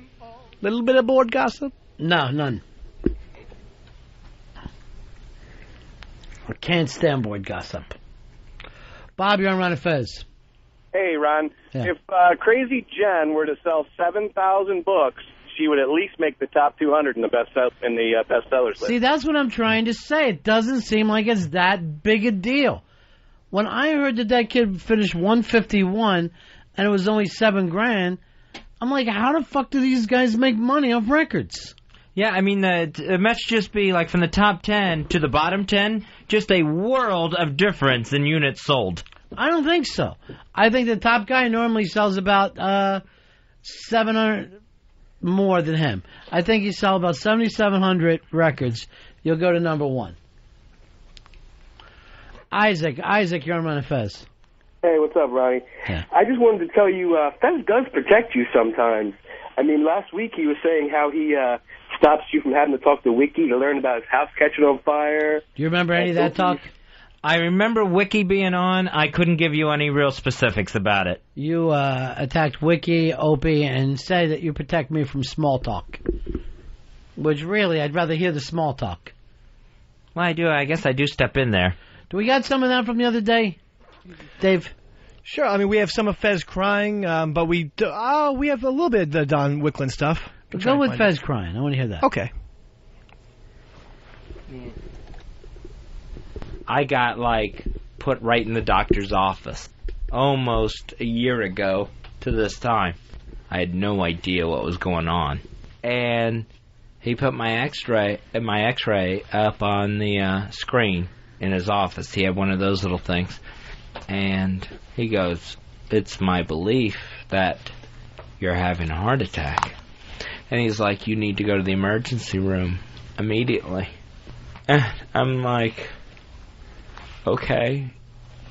And I just kind of asked him permission, can I call my friend first?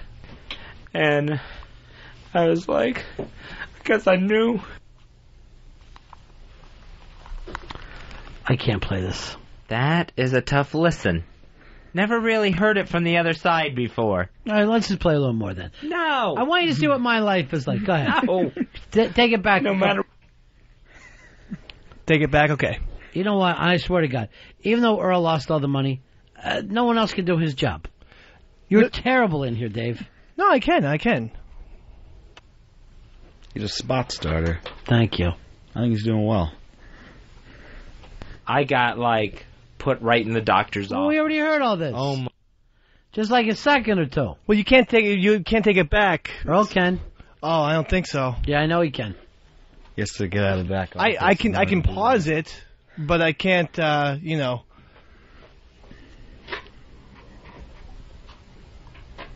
Yes. Can you fucking do it or not? Yeah. Almost a year ago to this time, I had no idea what was going on. And he put my x-ray up on the screen in his office. He had one of those little things. And he goes, "It's my belief that you're having a heart attack." And he's like, "You need to go to the emergency room immediately." And I'm like, okay. And I just kind of asked him permission, can I call my friend first? And I was like, I guess I knew no matter what it was, I couldn't do this without you. Give me some money for that. For that embarrassment. Well, I'm embarrassed now, too. There was no way I was going to be able to do whatever they had to do to me without you by my side. Yeah, but you did the small procedure. It's a very small procedure. It wasn't small. They went in my heart. Through your leg. They did not crack your chest open. Put a balloon up there. Do it, brother. You think did, of your man. ass. You did everything. So Just trying to stop I it. called you, and you guys got there fucking immediately. And he wanted to put me in an ambulance, but I begged him, to wait till you got there. I'd sue that fucker. Put him in the ambulance and get him gone. Why do I have to fucking be part of it? This is really tough. For who? Me. Can you imagine being on the other side, listening to it? Are you ready to cry again? No. Week is over. Out of embarrassment. Oh. And then you took care of everything in the emergency room. You did it all. Bro, you did it, man. I was just fucking with you, that's all. There's no way I could have gotten through what happened in the hospital unless you were there. Sounds like you feel like you want to help me now when I'm down. Yeah. And get in on a bet and get me back to square one. It's not that I don't want to help you. I just want to make sure we're all thinking clearly before I do help you. Victor, you're on Run of Fez. Yeah, I got a question for Fez. What is this, Brokeback DJ? Peace. I guess week is over. It really is time to stop the tears. Dennis, you're on Run of Fez. Whoops, let me try again. Hey, Dennis. How you doing, pal? Not working. Hello? Yeah, go ahead, bro. Yeah, I think we ought to group. What was he saying, Fez? I think he said we all ought to have a group hug here. I think we ought to group hug each other's throats until we're dead. Hey, Earl? Yeah. Stop being a baby and come in here. I'm not sure if I can do that because you're just going to beat me with a cowbell. Stop it. I'm not going to fucking beat you with a cowbell. Get in here and let's talk. Give me that fucking cowbell. Come on in. I'd love to see it. Okay. All right, I'm going to fucking hit him in. Come on in, Earl.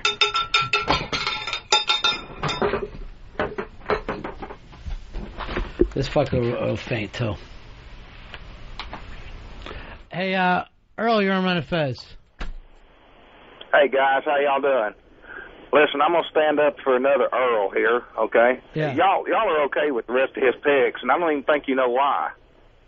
It has to do with the numbers 7 and 11, okay? Right. Okay, well, the 7th game went bad, okay? If the games reached 11, they'd go bad, too.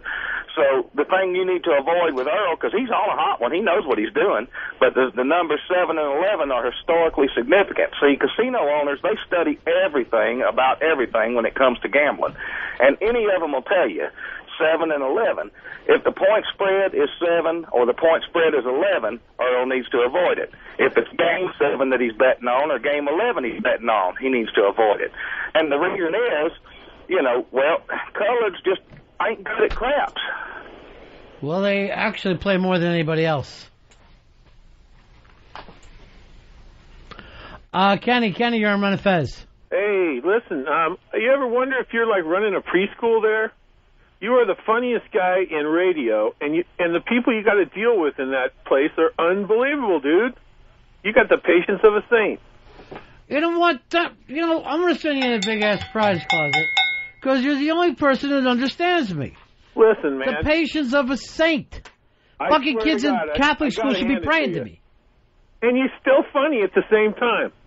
I don't feel funny, brother. Let's see what we got for you in a big-ass prize closet. We'll get you a DVD copy of Reservoir Dogs, the 15th Anniversary Edition. That is courtesy of Lionsgate. That 15th Anniversary Edition of Reservoir Dogs is in stores now. By the way, if you really want one of these, I've got one up on eBay right now. With fake signatures by the entire cast. Zach, you're on Run of Fez. Yeah, I don't care if it's Earl Douglas, Fred Douglas, whatever his name is. He lost me 2 weeks' paycheck. I don't know what he's thinking. I'm thoroughly disappointed. I am too. And, everyone thinks, oh, you take the good with the bad. Just fucking tell me when you don't know what you're doing anymore. I would have stopped betting. It's that fucking simple. I'm sure he probably still felt lucky. Felt like he was... he probably in his head felt like he knew what he was doing. Play me the Jinx thing, please. Take care, everybody. We'll see you after O&A on Monday. Boise State! Donk. Well, I'll admit that was my fault. I was drunk at the time. Tools, you're on Run and Fez. Tools. He had a good fucking thing about Fezzy. Tools, you there, pal? He says that Fez sounds like Aaron Neville.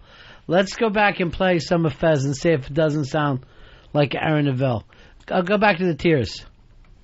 I got, put right in the doctor's office. When he starts crying. Almost a year ago. Okay. And I just kind of asked him permission, can I call my friend first? That's Aaron Neville. And I was like, because I knew no matter what it was, I couldn't do this without you. It's very Aaron Neville. It really is. Fortunately, I just don't have the giant mole. Eric, you're on Run and Fez. Ronnie. Yeah. You said yourself a few weeks ago, best feeling from making money, gambling and dealing. There's no doubt about it. There's no doubt about it. Oh, Jesus Christ. This is unbelievable. Unbelievable. And what this has turned into. John, you're on Run and Fez. Hey, how you doing? Yeah.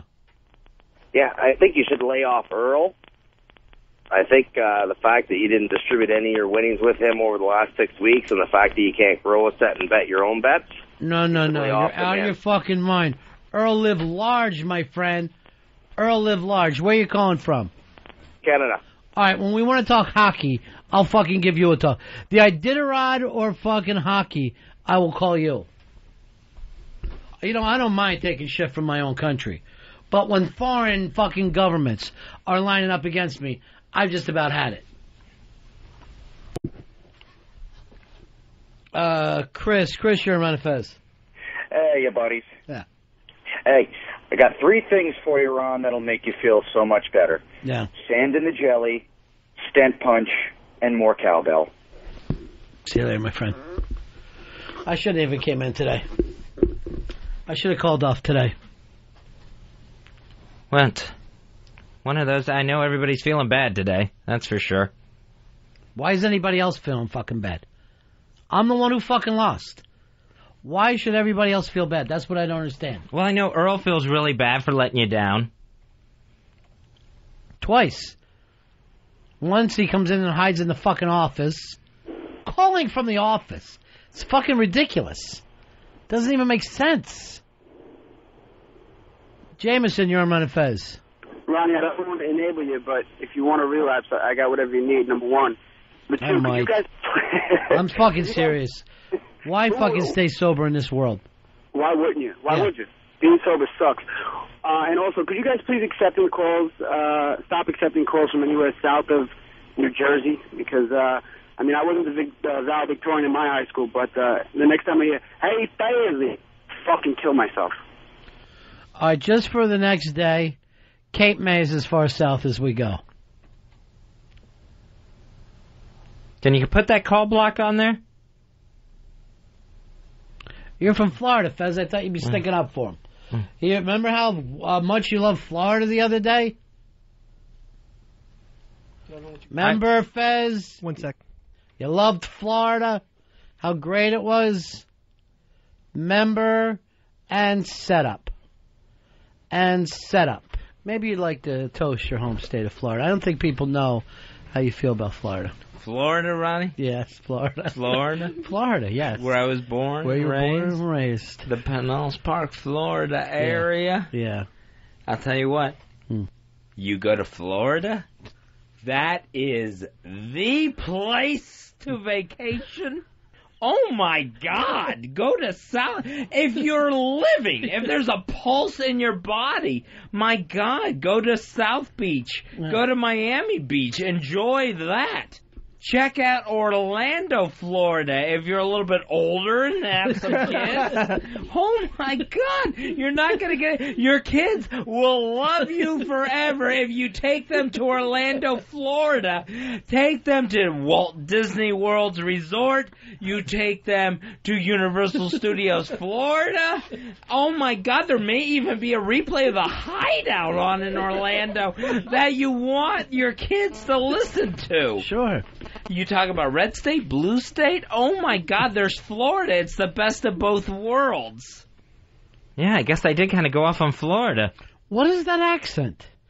It's not Southern. I don't know what it is when you're drinking. I think it's over enunciating, where I'm trying too hard not to slur. Oh my God! Oh my God! My God!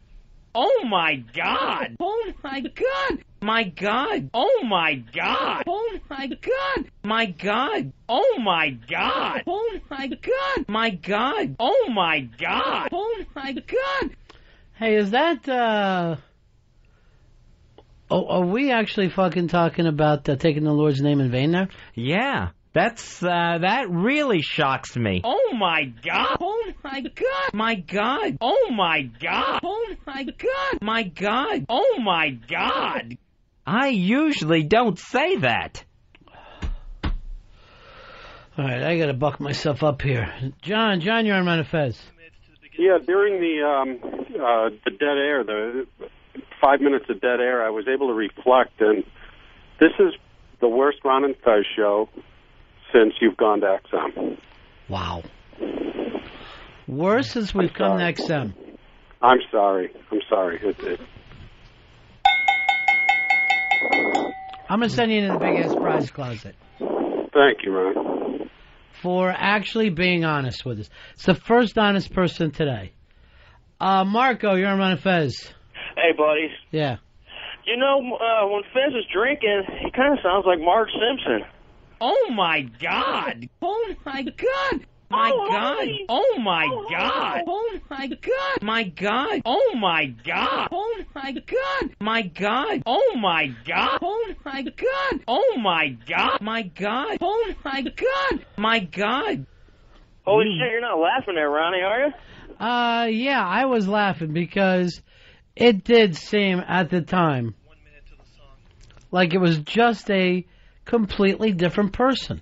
It feels like it because I'm not really into the blasphemy that much. I never have been. Then why did you have a heart attack, Fezzy? Why did you have a heart attack? Hi, you're on the Ron and Fez show. Hey, what's up, buddies? Yeah. Wanted to see what's up with Mr. Perfect. Haven't heard the shows. You guys win this weekend? That person's just being a smartass, Ron. Are they, Fez? Yes, they are. Or is it just a person who wonders? You're so used to us winning week after week. Week after week. Well, tonight's a big game, Fezzy. Your Bucks are taking on Carolina. Yeah, Tampa Bay at Carolina. Tampa Bay giving up 9.5 points. Getting 9.5 points. They're the underdogs. No, they won in Carolina last year, right? Yeah, last year, towards at the end of the season. So here we go. Time to pick it up. So it'd be nice if they could pull off another win in Carolina. Almost 1 year later. That's the end of my show. Donk.